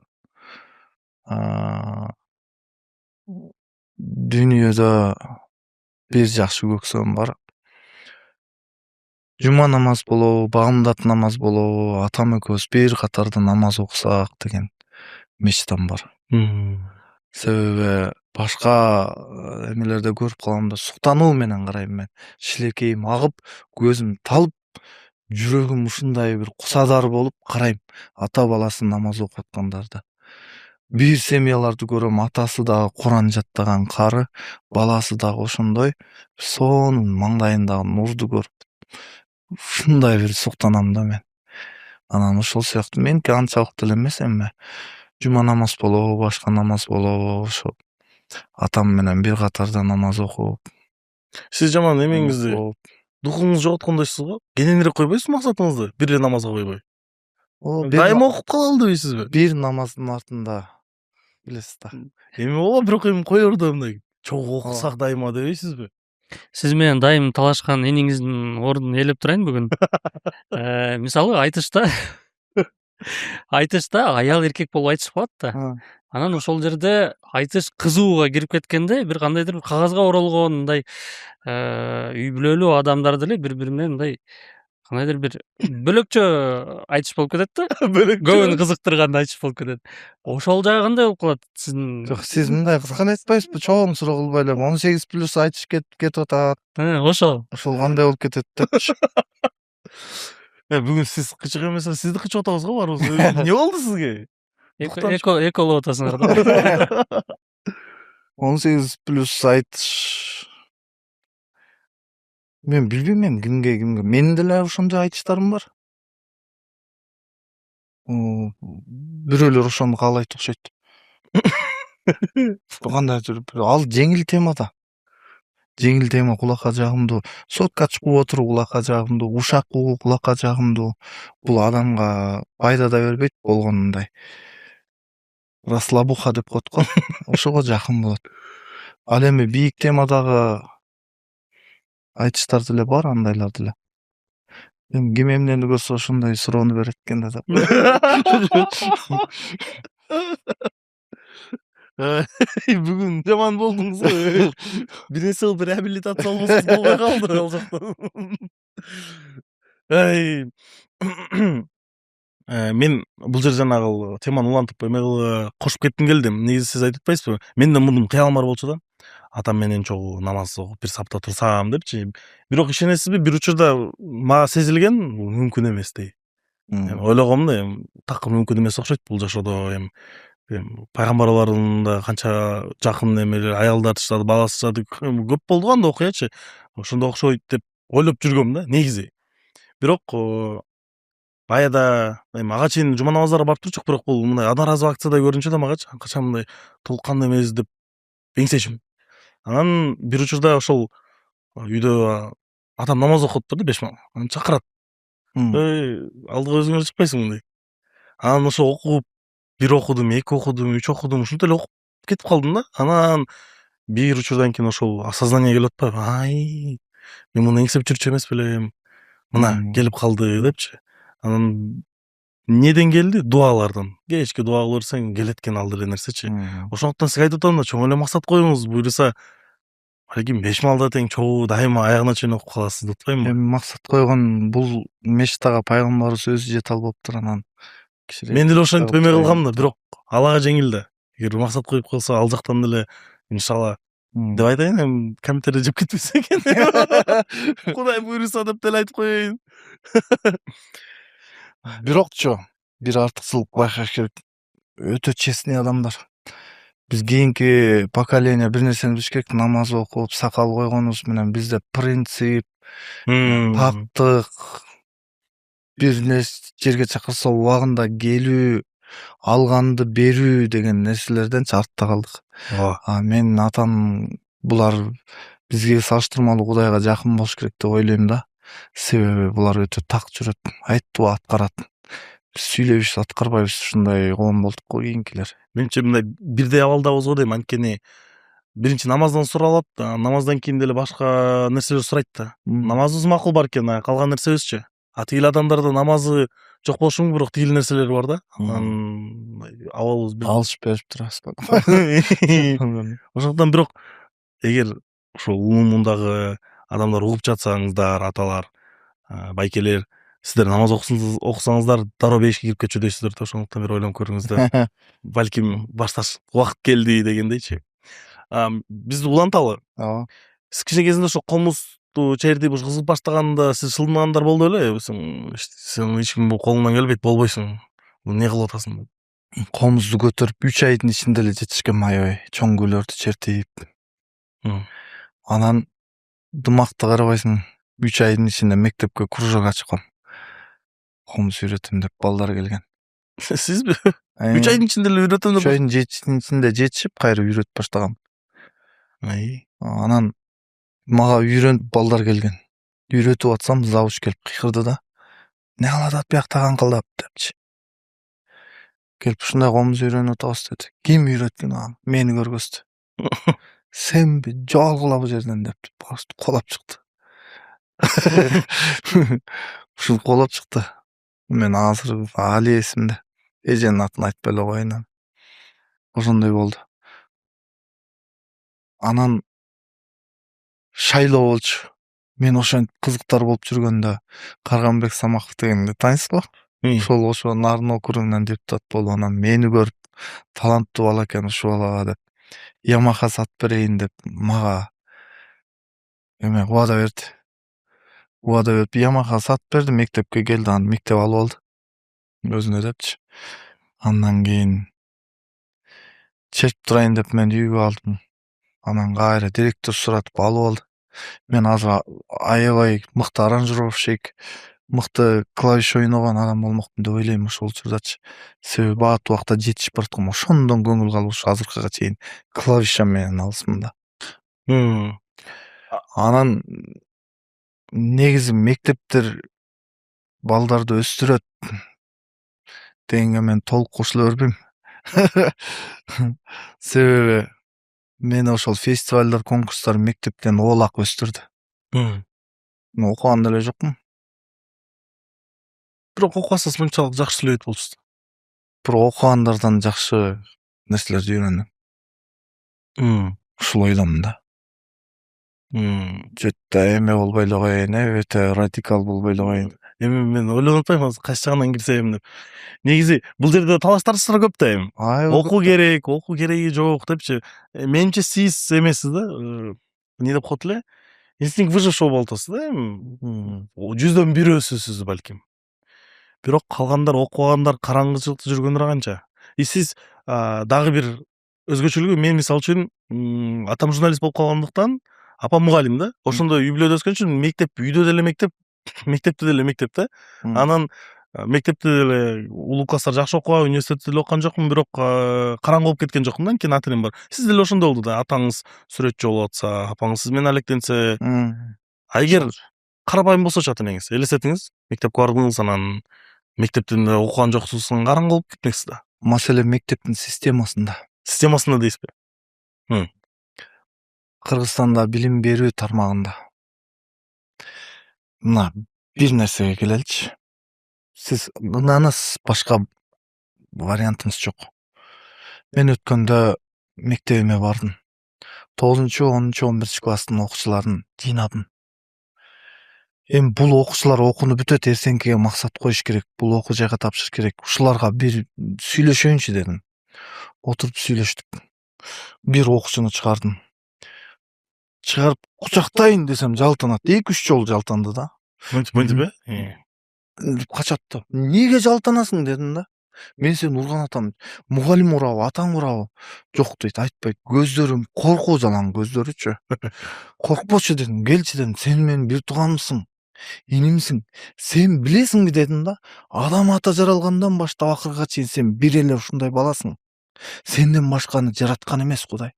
Сен өзгөчөсүң, билесиңби? Сен бир планетасың дедим. Планетага барабар кадырың. Сенин көңүлүң кадимки Меккенин кулап калганынан да кымбат. Сен өзгөчөсүң. Эмне карап турасыңар? Калчып койсуңар, бул өзгөчө деп. Элмага кол чабып ушинтип ийди да. Тиги баланын баягы коркуусу өчүп, үмүтү жанып, аядым мен ошол баланычы. Ошол боюнча чоңоюп аткан айылда көп балдар бар да. Отурдук. Отуруп сүйлөшкөндөн кийин мектеп дедим да. Мектепте мугалимдер эмнени үйрөтүш керек? Адам тууралуу, адамдын жаралышы эмнеден башталат, каяка барат үйрөтүш керек. Адам эмнеден жаралды? Топурактан жаралды, бирок бизге үйрөткөнү баягы эле Дарвиндин теориясы боюнча дейт, маймылдан жаратылган. Азыр мектептерде үйрөтөт. Адам маймылдан жаралды деп үйрөтөт. Бирок бул окуу маселеси эмес, бул уже саясий маселе болуп калат го дейм. Неге саясий маселе эмес? Адамдын жаралышы жөнүндө сөз болуп атат бул жерде. Сиз, биз, эртеңки биздин бөбөктөргө ошол нерсе үйрөтүлүп атат дагы деле. Азыр сиз барып Кудайга ишенбеген атеист адамга адам маймылдан жаралды десеңиз, атеист бул сөзгө ишенбейт. Ошол ишенбеген нерсени биз мектепке үйрөтүп атабыз. Бул эмне, системаны жаңыласа болбойбу? Өзүбүздүн улуттук мындай кыргыз жыттандырып мындай балдарды чоңойтсок болбойбу? Сиз кантип үйрөтмөксүз? Мен ушул нерсенин баарын жаңыламакмын. Азыр балдардын китебин алып келип түшүнө албайсың. Жеңилдик керек да балдаргачы. Мындай жазуу тармагында мен бала кездечи ушундай татаал эле да, кереги барбы, кереги жокпу жаздыра берет эле. Баланы менен эч эсептешпейт эле. Аз дале ошонун боюнча экен. Андан бери эмнелер өзгөрдү? Көп нерсе өзгөрдү го андан бери. Бир болбогон компаниялар, фирмалар кетти го. А биздин мектеп эмне үчүн кетпеши керек? Баягы калды баягы эле 4 бурчтук. Түрмөдө эле 4 бурчтук, мектепте эле 4 бурчтук. Анда суроо. Американын элитный мектептеринде баарын мурунку замандай кылып үйрөтөт деген теория бар да. Алар ушул телефондорун алып, ошол эле жана сиз айткан төрт бурчтук бөлмөгө алып кирип, кагаз менен, доска менен үйрөтөт деген нерсеси бар. Анан ошол жакта балдар жетишкендиги көбүрөөк. Анткени мурунку система окуусу азыркы системага караганда жакшыраак, свободага караганда дейт Бул да. бир адамдын ою да ошол жакта. Сиз аны окугансыз. Мен ошону түшүнөм. 5-бурчтук тапса болот. 6-бурчтук дагы бар, аны тапса болот. Мисалы, караңызчы, мен көзүңүзгө ынана турган нерсени айтып берейин. Оорукана салынып атат да. Мен жакта оорукана салынып атат. Бир дос балам экөөбүз кеңешип атабыз. Баягы эле 4-бурчтук. Дүйнө өсүп атпы. Архитектура деген сабак да бул. Архитектурада бир нерселер жасайт да, адам ооруп барса, ооруп барганда бир айнек, тоолорду көрө турган, маанайын көтөрө турган, ооруп барган адам тигил жерден суу иче турган, балким китеп окуй турган, баласын карай турган, ушундай нерселер дүйнө өсүп атат да. Баягы 4-бурчтук камалган 4 терезе бар. Кааласаң ачып койсоң. Кимиси жакшы. Кайра оорутат дейсизби? Кайра ооруйт да. Мындай жаңыланган нерселер көп да. Мен ушуну каалайм. Өсөлү. Бүгүнкү айтыш тармагы болобу, кайсы тармак болобу? Айтышта дагы көп өспөй жаткан нерселер бар. Баштагам акырындан болбой эле баатыр экенмин. Ушу улууларга да моюн бербей, өзүмдүн оюмду эме кылып отуруп, айтышка көп нерселерди киргиздик. Пайдабызды эле тийгиздик окшойбуз. Айтышты улап кетсек, кайсы маселелерди жетишпей атат деп эсептейсиз? Эмне жетишпей атат деп эсептейсиз? Жогору жакта ат сарайлар бар. Ат сарайларда күнүнө 15 миң, айына 15 миң жем чөбүн, суусун берет, кадимкидей карат. Карап берет. Кээ бир акындар бар, ошо атчалык каралбай калган акындар бар да. Иттердин урушу бар. $10 миң, $20 миңга чейин түштүп кеткен. Салыштырып атам да, бирок адам да. Акын адам болот, муну деген аябай. Бул жагынан бир психолог керек. Тарыхтан, ар жагынан, бер жагынан жанагындай жокту эс аккумуляторду плюс минусун салып атабыз, ошентип бир өстүрүш керек да. Мен ошол ойдон бара акын үй проблемасы, тияка продукты жетпей калды деген нерсе менен эме болбош керек. Акырында аралаштырыш керек, коомго журулушту керек, саясий билими бар болуш керек, психология, ар жак бер жагынан акын толуп бышыш керек. Аны отуруп алып, сенин өң кара экен, менин өңүм ак экен. Ушундай айтыштын өсүшүбүз керек бизчи. Сиздин хейтериңиздин суроосун берейин анда. Бул учурда бул сунушуңузду айтса айтат. Макул мамлекет же бир нерсе акындарга пайдасын тийгизсин, макул колдосун. Акындан эмне пайда десечи? Акындан эмне пайда? Акындан пайдасы улуттун улуттуулугун кармап турат акындар. Манасчылар, жомокчулар, санатчылар. Маданият менен мамлекетти оңдойсо болот деп атпайбы? Маданияттын ичинде акындар бар да. Оңдогонго пайдасын тийгизип атат. Акындар деген жөн эле нерсе кимдир бирөөлөр үчүн. Жөн эле нерсе күнүмдүк эле. Бирок биз билген Курандын 114 сүрөнүн ичинде акындар деген сүрө бар. Көрдүңүзбү? Жөн эле нерсе эмес. Жөн эле сүрө түшпөйт алтындар.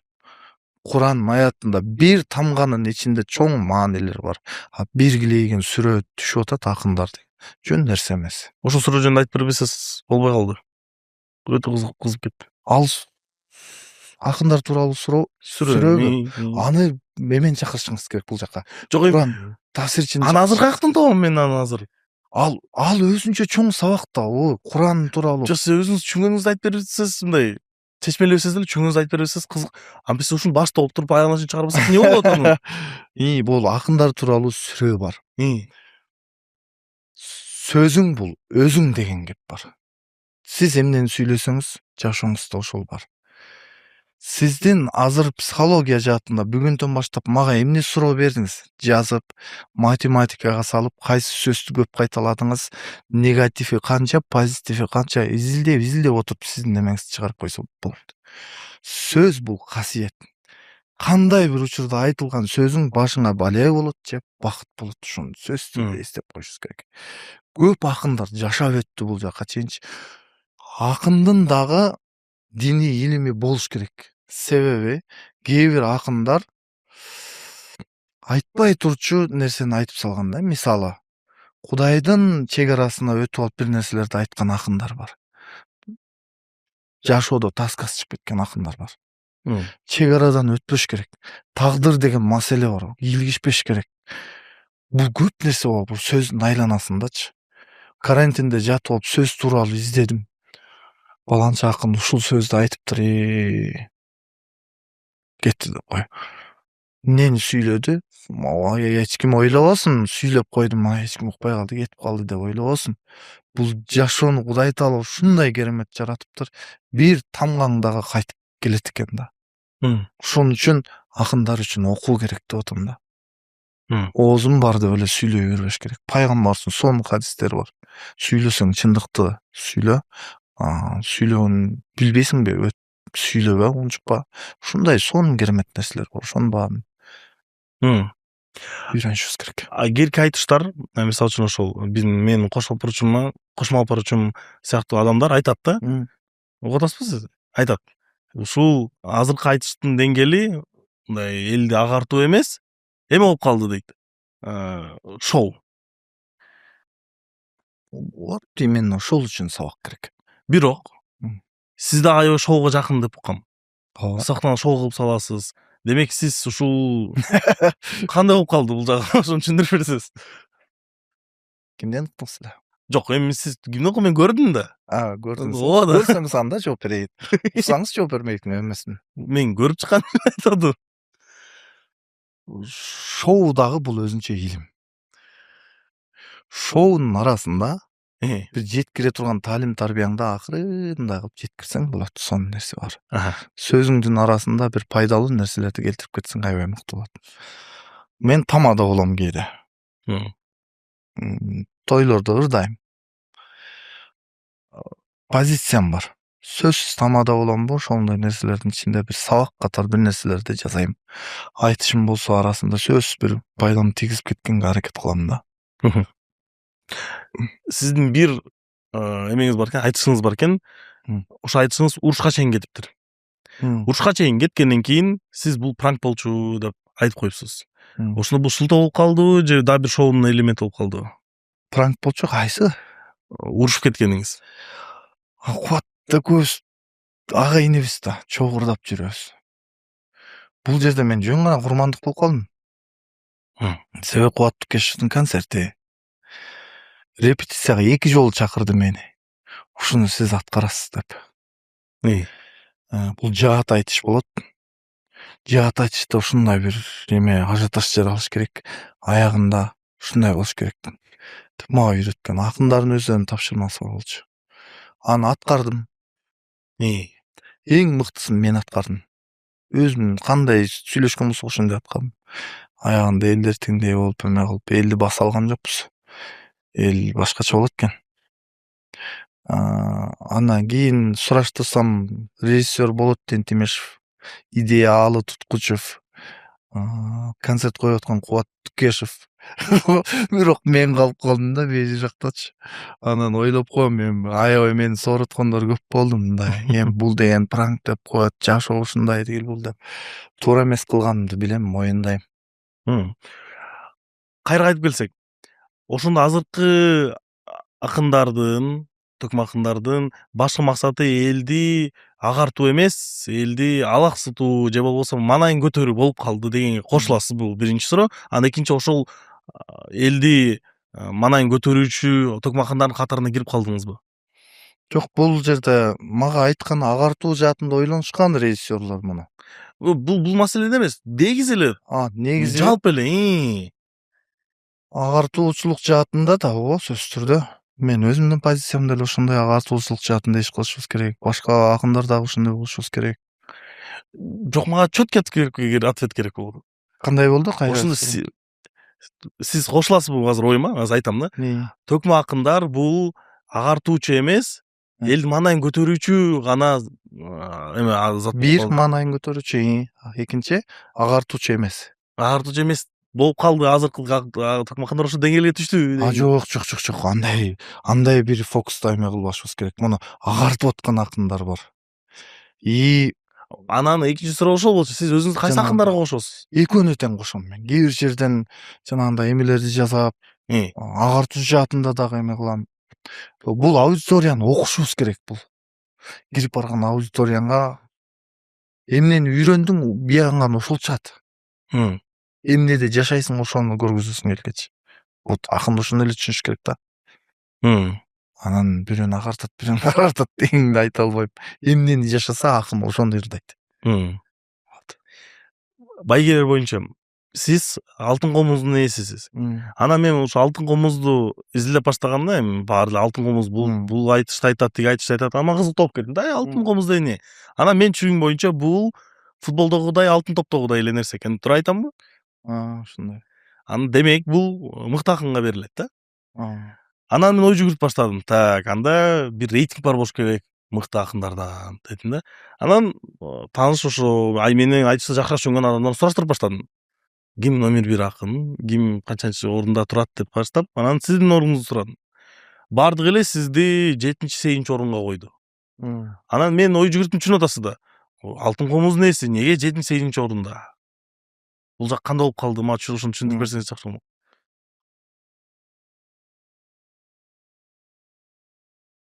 Кийинки учурда мени айтыштан четтетүү көбүрөөк эме болуп баштады да. Өзүм да сезип атам. Айтыштын, уюштун көшөгөн ар жагында көп нерселер бар. Ошолорду айтып бербейсизби? Кызыктуу болуп турупту ошол. Себеби мен оюмдагыны айтам, жашырынбайм, бирөөнүн көңүлүн аябай отурбайм. Же ушундай. Алтын комуздагы азап менен колубузга тийген. Калыстар тобу айтып атат да. Арасында калыстар тобу айтып атат. WhatsApp'тан бизде группага келди дейт. Баланчанчыны баш байгеге эме кылгыла деп. Мен жиндедим дейт да, барып ошол кат жазып аткан адамга эмне дедим, анда эмне мени калыс кылып койдуң деп. Ал түшүнбөйт да, оюндагысын айтып берет да. Эмнеге мени койдуң калыстарга, эгер мынтип турган болсоң, ким татыктуу болсо ошол алат деп, анан калыстардын арасында уруш пайда болуп, анан алтын комузду алгам мен ошондочу. Анда дагы ары бери болуп атып. Бир алайда айтышып өттү, бир квартира коюлуп. Мага катышсамбы, катышпасамбы деп отуруп, могул жерден самолеттон самолет кыдырып отуруп, анан араң жеттим. Жөн ыргытып коюшту баргандачы. Калыстар. Ушундай нерселер көп кайталанды да. Анан анда бул калысты катардан чыгарабыз эме болбогон жөн мага эмне? Мени болсо эмеден чыгарып коюшту, анан тиги калысты алып койдум. Мага эмне ал? Болгону калыстык деген кадимкидей. Эми кыскасы айтыш деген бир нукка түшүш керек өзүчү мындай. Калыстыкты адамдардан издебейбиз, өзү бир Кудайдан гана издейбиз го. Жер бетинде адамдарда боло берет турчу нерсе катары кабыл алып койдум муну да. Эми жана 7-8 орунга чыгарганы рахмат. Жакшы акын экен, дагы 20-30-га чыгарып койбогону. Бирок өзүңүздү кандай акын деп эсептейсиз? Канчанчы орунга коймоксуз? Тастыктап берейинби? Тастыктап бериңиз. Комуз черткен боюнча мен алдыма чыга турган азыр акын чыга элек. 2. Айтыштарда илимий терминдер менен колдонурдаган чыга элек. Уйкаштардын өзгөчөлүгү менен ырдаган андай акындарды көп деле көрө элекмин. 3-дүн бир бунт жараткан же болбосо мындай эме жасаган акындарды кездештире элекмин. Мисалы, калыстар тобу бизге айтат, Марукту бийик айтышкыла дейт да. Макул деп бийик айтышып беребиз. Айтыштын арасында илимий сонун уйкаштарды ширеп, оонун келтирип, кийимдерибиз менен сонундар. Аягында өтпөй каласың, 7-8 орунга чыгып каласың. Биринчи орунда ким болуп калды? Сиз айткан 18+ айтышканды калыстар кайра эле колдорун көтөрүп коюп. Биздин айтыштар ушундай, азыр орун чыгарууга эрте. Түшүндүңүз да. Сиз Тошинонун нарынансызбы, Таластан эмессизби? Жакшы айтып койдуңуз да аябай. Таластанмын дагы. Ошондой окшойт деп койдуң. Бирок андай болсо да сиз мен түшүнүм боюнча баш байгени уткан акындар, эң көп баш байгени уткан акындардын бири экенсиз да. Көп жактан эле баш байгелерди утуп жүргөн экенсиз. Анан мага кызык болуп кетти. Ушу баш байгенин баарынын көлөмүн санап көрдүңүз беле? Сом мененби же эмне менен, квартиралар мененби, канча болуп калды бул экен? Башында жылаңайлак болчубуз, студент болуп бүттүк. Анан айтыштарга катышып баштадык, байге алдык. Биз салган үйүм жалаң байгеден салынып турат ойлоп отурсам. Биринчисинде фундаментин салдык. 100 000, 150 000 албак арзан эмес беле. Ошентип отуруп эле үйүм жалаң байге менен курулду. Алган машиналарым деле ошол байге менен. Себеби бир учурда доорум келди аябай, көчмөндөр айтышында ал жактан биринчи орун, Таласка барып биринчи орун, анан Казакстанга өтө баштадым. Казакстанда эме орун бербейт. Бирок ошентсе деле жакшы эмелерди көргөзүп, результаттарды көргөзүп, ушундай сонун учур болду. Андан кийин бир аз тынчыдым азыр. Азыр тынчыганым эмне экенин да билбейм өзүм. Эмне болдуңуз? Билбейм эмне болуп атканын. Жанагындай четтеп эле ушундай эме болуп атат го. Бир аз бир нерсе болуп аткансый чыгарып аткан. Бир артка чегинип туруп топ чапканда чабат. Же сиз баарын унутуп берип алыстатпасак болбой калат, болуп атабы? Ошондой. Негизи жанагындай бир сонун тарых жараткан акындарды эстешибиз керек да. Биз катарда баарыбыз инкубатордун немесинде окшошпуз азыр. Баары эле бирдей бир эмеде да. Анан өзгөчөлүк жараткан Жеңишбек Байкемке сонун өзгөчөлүктөр жаратты. Автомат акын деп Казакстанга чейин барып, алке, албайке. Ортосуна түшүп алып айтышты го, жолборстор, арстандар кылат да мындай нерсеничи. Ушундай сонун сенсациялар жаратты. Мен бир нерсени байкадым. Ошол боюнча да сурап кетейин да. Негизи айтыштарда сен 18+ айтыш дегенде эле ошол нерселерди айткан элге көбүрөөк чыгат. Эл коштоп турат. Залдагы реакция катуу болот, мындай айталы. Эгер юморго салса деле ошондой кызыктуу болот. Бирок керек акындар бар. Мен алардын айтыштарын угуп калгам. Чын эле өтө оор калышта мен түшүнбөй кетем. Ушу кыргыз тилинин кайсыл деңгээлинде сүйлөп салат, бирок мен түшүнбөй кетем да. Ушунчалык стилде сүйлөп салат, анан түшүнүп атам да, бул аябай оор нерселерди ыкалаштырып, окуштуруп, анын соңу айтып салды, бирок бул элдин түсүнүшүнө батпайт. Анан мага кызыктуу. Ошол калыстар элдин сүймөнчүлүгүнө жараша баа бериш керекпи же өзүнүн түшүнүгү боюнча? Анткени мен билишимче калыстарга маданияттын адамдарын койгонго аракет кылат, бирок алар деле ушул адам катары келип көрүп калабы деп ойго түшөм да. Алар деле карасам күлөт тигинсин айтканына, анан тиги оор нерсени айтса башы ооруп түшүнбөй калат. Анан койчу ушуга деле баа бере береби деп ойлоп калам да. Бул пенде экенбиз да, өзүнө ылайыктап бере берет бааны. Көбүнчө калыстар тобуна улуу адамдар отурат. Ак дей албайсың, көк дей албайсың, сакалын сыйлайсың, жоолугун сыйлайсың. Айтышым өтүп турсун дейсиң эле жок. Кээ бир учурда күйүп кетесиң да, карап туруп эле могул нерсени ак, калыстар кара деп чыгарып койду. Эмне болуп калды депчи. Ошто болгон учурда мен унтуп эле айтып чыккам сахнага отуруп. Эмнеге канан эмненин урматына мындай кылдыңар деп эле айтып чыккам андачы. Сахнада туруп алып эле. Анан кийинкисин менчи дедим, ушундай эмеге түшүп калдым. Жөн коеюнчу деп элечи. Абал ушундай экен, макул, болсо болсун. Эми сиз эмне кыласыз? Мен сапарымды улай берем. Айтыштар болсо айтыша берем. Айтышка такыр кошпой койсочу? Айтышта такыр кошпой койсо жерде калбайбыз биз. Сүрөт тартып кетем. Балким атаңыздын кыялы орундалат окшойт деп койду. Сүрөт тартып кетем. Оондорду жазып кетем. Өзүм менин айтыштан тапкан кирешиме караганда тойдон тапкан кирешим көп. Тойдо жүрө берем, тамадаларды эметип. Ошол жакты өздөшүп турам. Бир чет ал деле жакшы, бир фокусту бир жерге коесуң да, ошол жакты өркүндөтөсүң да. Бирок эгер чындап сиз айткандай болсо, мен эми билбейм да, эмне болуп атканын. Сиз айтканыңызга ишенип атам. Эгер ошондой болсо, сураныч. Мен айтышты жакшы көрүп баштап атам. Өнүктүрө эле. Эгер ошондой бир коомчулук, катачылыктар, бир жаман ушундай учурлар болсо, аны оңдосок аябай сонун болот эле. Ооба, айтыштарды оңдошубуз керек, Кудайым берсе. Сиз, биз биригип алып, өзүбүздүкү да, бирөөнүкү эмес да. Бул еще ЮНЕСКО немесине кирет. катарына кирет. Ошондуктан мындай эгер дүйнө баалап ушул айтышыбызды сыйлап жатса, бул дүйнөдө жок нерсе экен ушундай депчи, биз кантип сыйлабай коебуз деген. Бир шакиртим бар. 2 шакиртиңиз бар. Жок, өзгөчө бирөөнү айтайын. Ал мага келди да. Келди, анан үйрөнүп атат, бир аз үйрөнүп анан кандай кылсам экен деп ойлондум да. Ушул биздин катарыбызга кошулуп, биз сыяктуу эле окшош бир акын болуп калат го, анан өзгөчө кылып көрүш керек деп анан бара балким ушундай англис тилдүү жакшы болот болуш керек деп ойлондум дагы. Анан айттым, нарында бир медресе ачылып аткан. Сонда араб тилин, англис тилин окутат, тарбиясын эме кылат. Ушул жакта окубайсың, жаңы ачылды. 2 жыл бат эле өтүп кетет. Бирок сен тил үйрөнүп калып атасың. Азыр көрүп атасың, баары кыргызча ырдап атабыз. Заман өнүгөт, өсөт. Сен англис тилдүү болсоңчу, сен көп дүйнөнүн баарына батып кетесиң. Ушул тил менен ырдасаң өтө керемет болот. Бара англис тил талап кылып баштайт акындык. Десем, ары ойлонуп, макул болду. Айткандай ал жакта окуду, бияка келип Кувейтте окуду. Кечээ көчмөндөр оюну болду. Албаниянын президенти келет деп англис тил менен ырдаган акын таппай калышты. Карасам баягы шакиртим келди. Hello, анан аркы өркүдөп эле ырдап атат кадимкидей. Көрдүңбү дедим, баягы эмелердин жемиши дедим.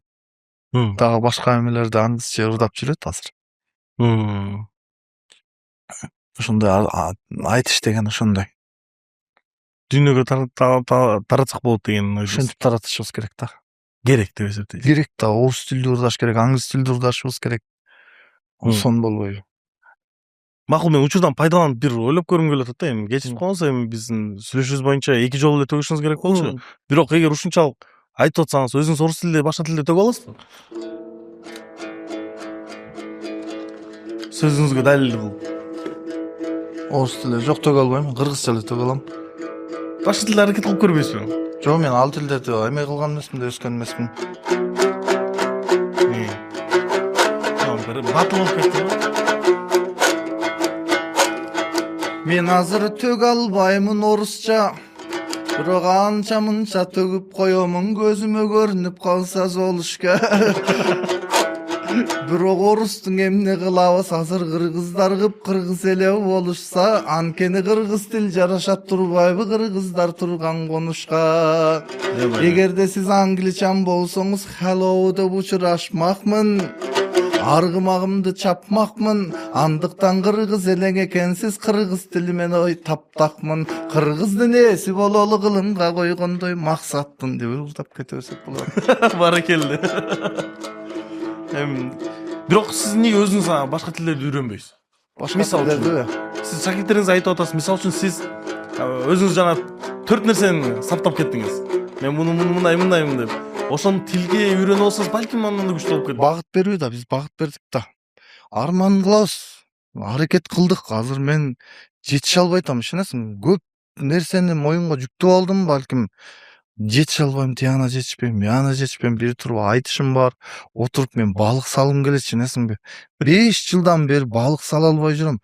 Суунун жээгине отуруп алып, шаарына отуруп, балык салганга убакыт таппай атам. Сизде кризис среднего возраста окшойт, э? Ошондой тияна жетишпейм.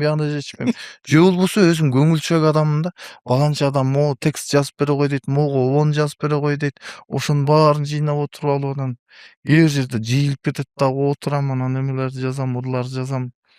Жанагындай заказдарды алып алабыз, 1 жыл мурун түшүп калат.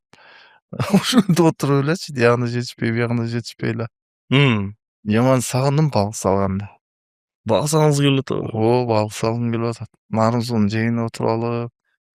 Салып калса чакырыңыз, мага кызыктуу экен. Мен балыкты эмес, сизди көргүм келип атат. Канчалык ырахаттанып отурганыңызды. Ошондой төкмөлүк деген. Сен өзү төкмөлүккө кызыгып, суроолоруң көп болду. Бүт элек. Бир сурооңуз 5 болду, бир сурооңуз 6 болду. Мына онакта подкастка жүргөндө көзүңүздү карасам, кылымды көргөн көз болду. Бирок анча мынчаң адамдын көздөрү мурунду көргөн көз болду. Сен буйрсаң ушул подкасттын жолунда көрөсүң го көп жолду.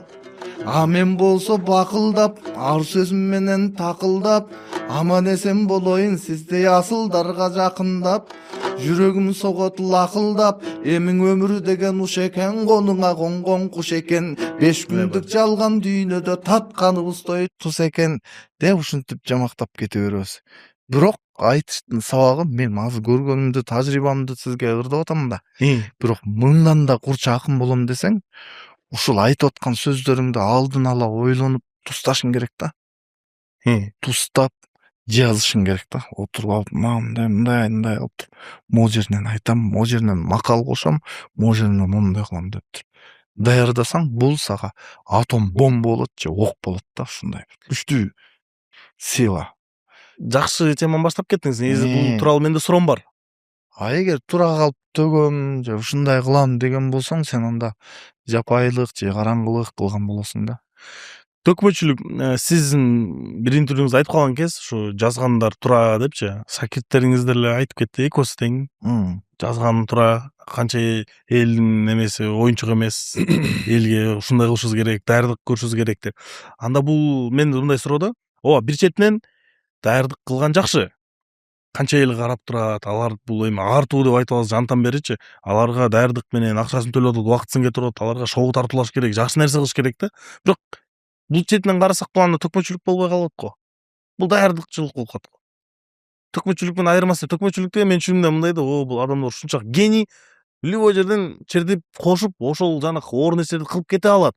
Эгер даярдык кылса, демек анын мээси ага жетпейт экен. Анда мен деле ChatGPTден бир жерден отуруп алып же өзүм байкелеримден ошол текст жазып алып туруп, жаттап туруп, мен деле төкмө болуп кетпейминби деген ойда. Туура. Төкмөчүлүктүн өнүккөнү жанагы нерсеге барат да, биз ошону түшүнүшүбүз керек да. Исмаил Бурончиев ушундай бир акын, качан болбосун өзүнүн айтышына даярдык көргөн, жазган. Ал Исмаил айтканда таш менен ургандай болосуң деп айтышкан да. Исмаилды жазмачылык деп эч ким айткан эмес. Ал ушундай деп айткан эмес, дайым төкмөчүлүк катары кабыл алган. Жазуу деген нерсени биз оңой олтоң нерсе карашыбыз керек. Кудан кадимки Куранда калемге ант болсун деген аят бар. Калемге ант болсун деген аят бар. Сиз мага Куран менен түшүндүрүп атасыз да, Куран менен уруп атасыз. Мага Куран өтөт. Балким динде эместегилер кантип түшүндүрүп бересиз анан? Эми Кыргызстанда андай эмес чыгар. Мен орус христиандардын арасында отуруп албай Куранды айтып аткан жок чыгармын. Калемге ант болсун дейт. Калем менен кылган иштин баары. А экинчисин оку деген, икро деген аят бар, билесиз, оку менен жазуу. Экөөнү өнөрүңө аралаштырсаң, сен укмуш өнөрпоз адам болосуң. Укмуш болосуң. Бул жолу эле ата берген жакшыбы, же ошону ок салып алып, жазып даярдап аткан оңбу? Мынабу тура калып төккөндү бизде айтыштачы. Бул жанагы ок жок эмеге салыштырабыз да, мынтыкка. Даяр жүргөн адамдар бар го. Аны биз октолгон мынтыкка салыштырабыз. Ушуну түшүнүшүбүз керек. Эме сыяктуу экен да, азыр футбол өнүгүп, VAR пайда болуп, тиги бир нерсе болуп, четтелип кетип аткандай. Эгерде Арстанбек атабыз, Токтогул атабыз жазганды билгенде эмне болмок билесизби? Өзүнүн айтылбай калган далай саптары сизге жетмек, бизге жетмек. Керемет байлыктарга ээ болмокпуз. Өздөрү айтпай калды, эл оозунан издеп, араңдан зорго таап келдик. Калбул атабыздын жазгандарын. Көрдүңүзбү? Атка бергиз кунам бар, кызга бергиз жубан бар, мүнүшкөргө куш жакшы, жигиттерге кыз жакшы, аштамакка туз жакшы. Экөөгө бергиз бирөө бар, өгөөгө бергиз бүлөө бар, атка бергиз кунам бар, кызга бергиз жубан бар. Ушул сөздүн баары оозга жетпедиби? 100дүн 1 жетти бизге. 99 жетпейт беле калем болгондо. Бул илим. Моюндашыбыз керек. Жөн эле кур кыйкырык калпакты көтөрүп алып эле манас деп эле неметип өзүбүз манас болуп эле анан ошентип кыйкыралы да. Айтышты ушундай мен муну качан изилдеп койгом мындай нерселердин баарын дегичи, өсүшүбүз керек, жазыш керек. Мен кээде сиздин айтыштарыңызды көргөндө мындай эмең байкалат да. Керки айтыштарга сиз тарынгансып чыгасыз да. Мындай. Анан негизи азыр сиз менен сүйлөшүп жантан беричи басканыңызды көрүп тоже мындай тарынып ичиңизде бир нерсе катып жүргөндөй эле сезилдиңиз да, мындай. Арманыңыз аттын башындай дегендей жаман көп нерсеге Балким. тарынгандай болуп сезилди. Балким болушу мүмкүн. Бирок мурунку айтыштарыңызды көрсөм, кадимкидей жылмайып, мына энергияңыз башкача болчу. Мурунку айтыштар архивдегилерди карасам. Мунун мага сабак. Ойлонушум керек экен. Барган сайын мен ойлоп атпаймынбы, сиз мындан нары кете берсеңиз чаман жоготобузбу баягы экөөбүздү. Мүмкүн.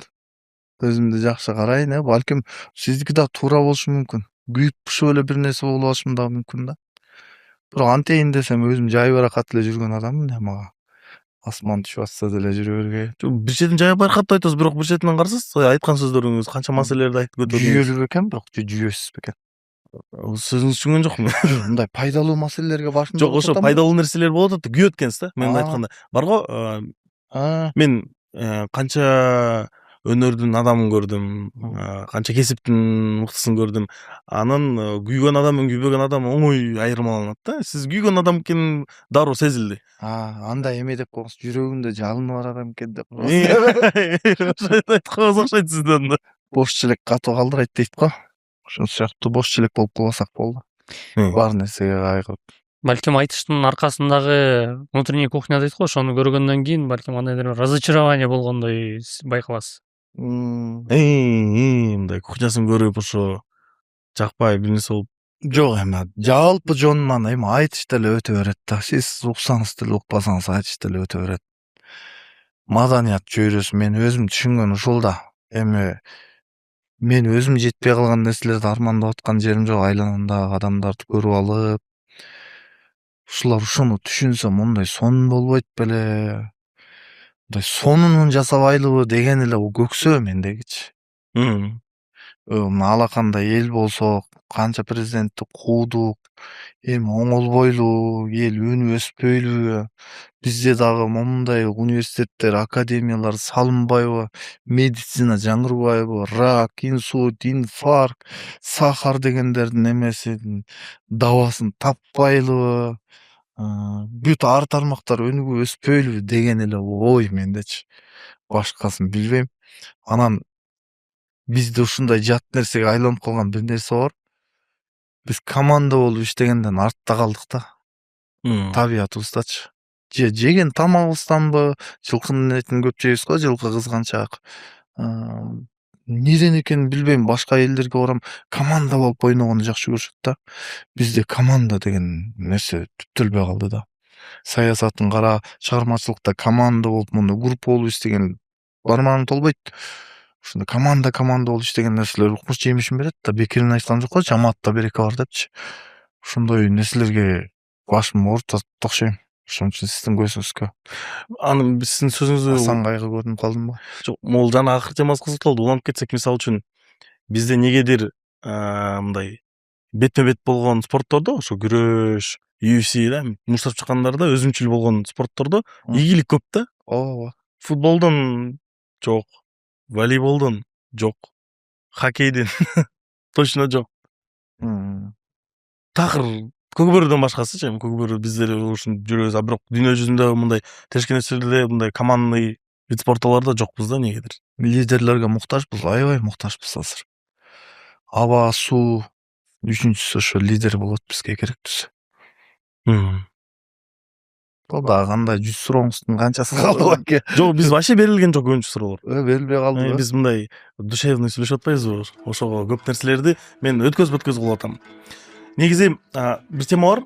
Сиздин шакирттериңиз бар да, устар шакирт. Анан эки шакиртиңиз тең узун тизме айтты да, ушу устаттар боюнчачы. Анан суроо, ушул шакирттууда бир эле эмен устатты туткан жакшыбы же көп болгон жакшыбы?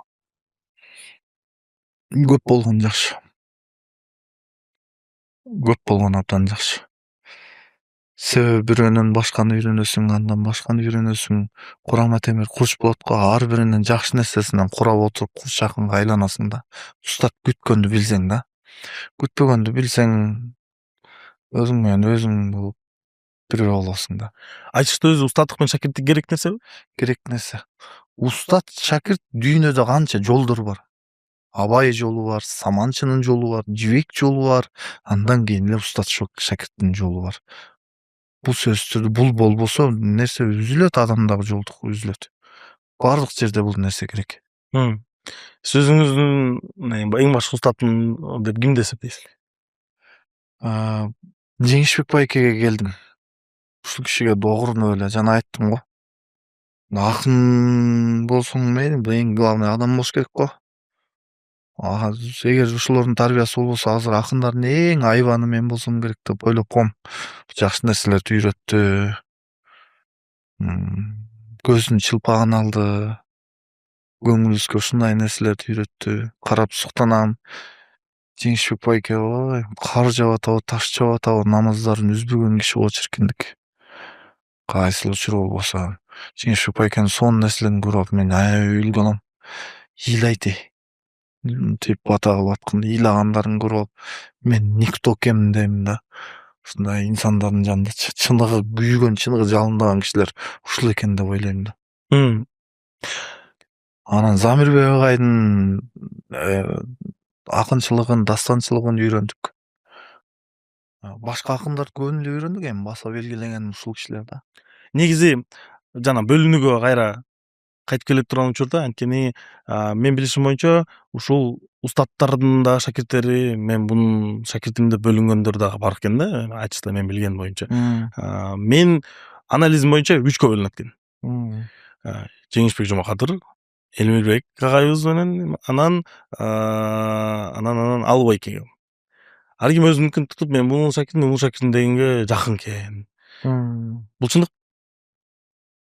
Эми чындык бул эми аябай деле агрессия алып келе турчу нерсе катары карабаш керек эми. Бул жашоонун мыйзамы.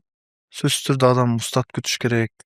Анан мындай нерседе Жеңишбек байкеден дагы устатым ал. Элмирбек байкеден да көп нерсе алдым. Сөзсүз түрдө муну да баса белгилеш керек. Анын да өзгөчө касиеттери бар. Элмирбек агай жөнүндө эмне айтып кетмекчисиз? Элмирбек байкен бул киши мына нарыктын сейил чыгармачылыкта уютулган алтын болчу да. Укмуш. Себеби оонду чыгарма бир. Но дастандардычы келтире айтчы. Жоктоо ыры деген бар, жоктоо дегенчи. Элмирбек байке Чыңгыз Айтматов өлгөндө жоктоду го. Майын чыгарса отум элечи. Ошол. Экинчиси мунун актерлугу, мындай жүзүнүн ушундай бир керемет. Анан комуз четкендиги керемет. Башкалабыз акындык менен чектелип атпайбызбы? Көп ар тарабынан келген инсан да. Анан отуруп түшүндүрүп берген, көп нерсени түшүндүрүп берди бизге. Айтыш тууралуу, кандай кылыш керек, эл менен кантип байланыш керек. Катачылыгыбызды айтты. Эмне кереги бар эми аны айтып деп айтты бетибизге. Ошондой артыкчылыктары бар. Өзү могул жаш орто муун болуп калдысыз да. Айтыштын орто мууну. Айтыштын жаш муундарынан кимисинен ушундай эмелерди, күчтүүлөрдү көрөсүз, байкайсыз? Күчтүүлөрүн көргөндө мына Кутмандыкы ырдайт. Оонун жазат. Айтышы дагы бар. Үнүнүн дагы кереметтүүлүгү бар. Ар тараптуу жак десек болот да. Акматтыкы Акмат Султан уулунуку. Оон чыгарганын билбейм, жакшы ырдайт. Анан жакшы аткаруучу, жакшы акын. Дагы ким бар? Акындар ушунчалык кызганчакпыз да таарынып калмай бар. Ушу бирөөнү айтып, бирөөнү айтпай калсаңчы. Ушундай жактары бар. Жана Дубайга Кутманды алып кеткенде Нурсултан айтпай койдуңуз. Нурсултандыкы Роналдо да. Чын. Бул башкалар мен көрөм да, Кутман коңуруктар уктап жаткан жерде Нурсултан комузун алып алып туруп термелерин, санаттарын кайталайт да. Укмуш. Аракет кылат. Шуулдаган ачык айрым жигит. Кутман Месси ошондо. Кутман Месси да бар, дарынный да булчу. Чын. Дагы айтыңыз да ушул жерде. Акматбекчи ким болуп калат? Акматбектики футболдун как раз азыр футбол болуп атат да. Жарашат турган нерселер да. Акматбектики бул баланыкы деле кызыл солук кыргыздайм бул. Кызыл Судан келди. Бала чагынан бери билебиз. Бул тууралуу Акматбек өзү келет, мен ойлоп атам. Ал сүйлөшкөнбүз. Анын айта турчу ойлору бар. Сиз ошондо ким футболчу болуп салыштырса? Мен экөөнү эле тааныйм да өзү футболдон. Эки убакта Роналдо эме дегенди билчүбүз, Рональдиньо дегендерди билчүбүз. Төгөп калат экен да бул жактан Э. уже. Негизи биз мындай суроолор так берилген жок, бирок темалардын баарын сүрөштүк. Баардыгын өтүпчү. Бирок аягында эми суроолорум бар. Булар берип кетиш керек. Жыйынтыктоочу деп коет беле. Жыйынтыктоочу суроолорумду сизге бирден берейин. Айтышка кызыкпаган адамга топ 3 кайсы айтышты көрсө, айтышты сүйүп калат.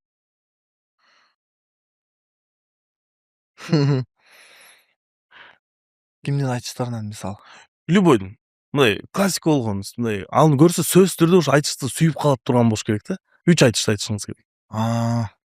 Бул татаал экен, айтыштар көп да эми. Кыргыздын айтыштарынан. Кыргыздын айтыштарынан. Эми адамга карап айтыш керек экен, ал кандай адам? Өзүңүзгө карап айта бериңиз. Эң жакшы айтыш. Ошону айта албай атам майке. Бир аз ойлонуп, айтыштарды карап, анан айтпасамчы. Тизме оор болобу? Мындай кылбайлыбы? Бул суроого азыр жооп бере албасаңыз, комментарийге өзүңүз калтырып кетесиз, ошону биз закреплен кылып коебуз. Мейли. Кандай болот? Ошондо биздин көрүүчүлөрүбүз комментарийден көрүп алат. Кайсы айтышты көрүп кызыктуу болот экен деп. Сиз өмүрүңүздө бир гана айтыш калса, элге тарала турган болуш, кайсы айтышыңызды калтырмаксыз? Ким менен? Акжолтой экөөбүздүн айтышыбыз экен. Акжолтой экөөбүздүн айтышы бир аз өткөндөн кийин Акжолтой кайтыш болуп калды. Ошол амелерди эскерип, лирика сонун айтыш болгон. Жалгыз сиздин айтышыңыз калды десе, ушул айтышты калтырмак экенсиз да? Эми тарыхый. Тарыхый деп. Айтыш сизге эмне берди, эмнени алып кетти? Айтыш мага чөйрө берди. Эчтекени алып кеткен жок. Токо берди. Подкастыбызга байланыштуу суроолор. Сиз накта деген сөздү кандай түшүнөсүз? Оригинал деген түшүнөм. Кимге же эмнеге ушул сөз эң баарынан көбүрөөк жарашмак?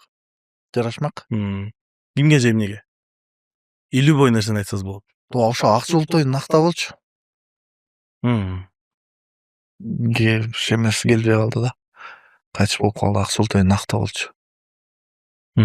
Эми башка акындардын сөзү эле бар эми. Ал Акжолтой болсо төкмөлүк деген ошол да баарынан төгүлүп турат. Гитараны чертет, домбураны чертет, комуз чертет, актерлугу бар, обону чыгарат, өзү ырдайт, аткара билет.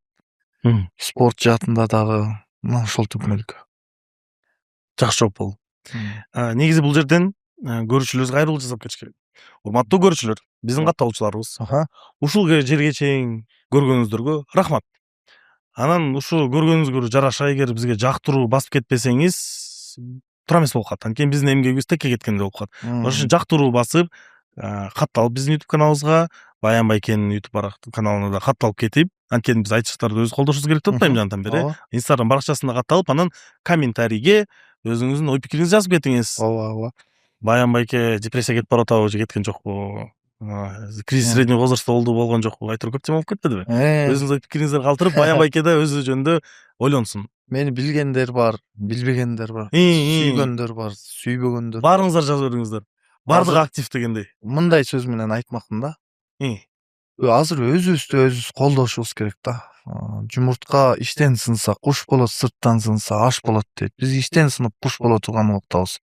Мынакей суусундугубуз келип аткан, жеген тамактарыбыз өзүбүздүкү, комузубуз, өзүбүздө эмне бар болгон болсо ошонун баркына жетели. Ошол өзүбүздө бар болгон нерселердин бири сиздердин накта подкаст болуп атат. Рахмат. Мен угуп турам. Ошо накта подкаст өзүбүздө бар болгон нерсеге бекер эле класс басып коебуз. Астына жакшы сөз жазып коебуз. Жакшы сөз жаны эркитет дейт. Адамдын жашоосунда не болсо комментарийге ошол чыгат да.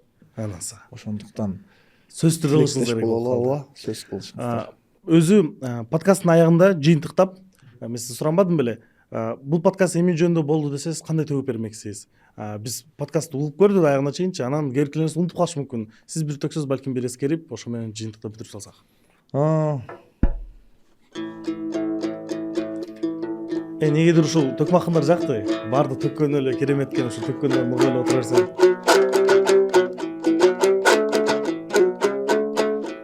Минтип койгонуң эле ошо.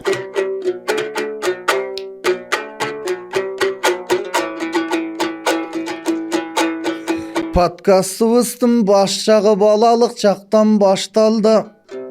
Андан кийин өнөрүбүзгө суроо ташталды. Комузду кантип черттиң деп андан соң баян комузчулугуна аттанды. Андан соң сүрөтчү болмок экен деп сүйкүмдүү сөздүң аткарды.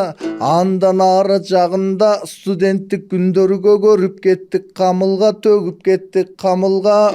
Кыскасы суроолоруңдун баарысы суу жүгүрттү тамырга. Биз жашоодон көрөт экенбиз адамдардын багында. Жакшылыгы болсун деп тилейличи дой анында. Эң негизгисин айтканда, сизге жакса болду бул жакта баян сырлары, баяндын айткан ырлары. Кайсы тилде төгө аласың деген сөзүңүз мени сал кыйнады. Анткени кайсы тилде төксөм да маңдайда кыргыз турганы, о кыргызчаң орусча ырдап жатканың, бул апендилик го дейм бул дагы. Ошондуктан кыргыз болсун деп ойлодум, турмуш болсун деп ойлодум. Эми кагылайын алтындар төкмөлүк деген ошондой төгүлө берет эмеспи? Ооздон уйкаш баарысы бөлүнө берет эмеспи? Жакшылыктар ошентип көрүлө берет эмеспи? Баардыгыбыз илим билим жаатындан аша берели белесте. Ушундай жакшы подкасттар бизге бере берсин дой кеңеште. Эң негизгисин айткандаң адам бол, кабак ачар бол.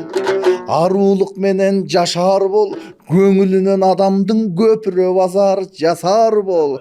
Тагдырың кандай татаал болсо эгер, сен андан өткөн татаал бол. Баракелде. Бул накта подкаст болду. Кийинки чыгарылышта көрүшкөнчө.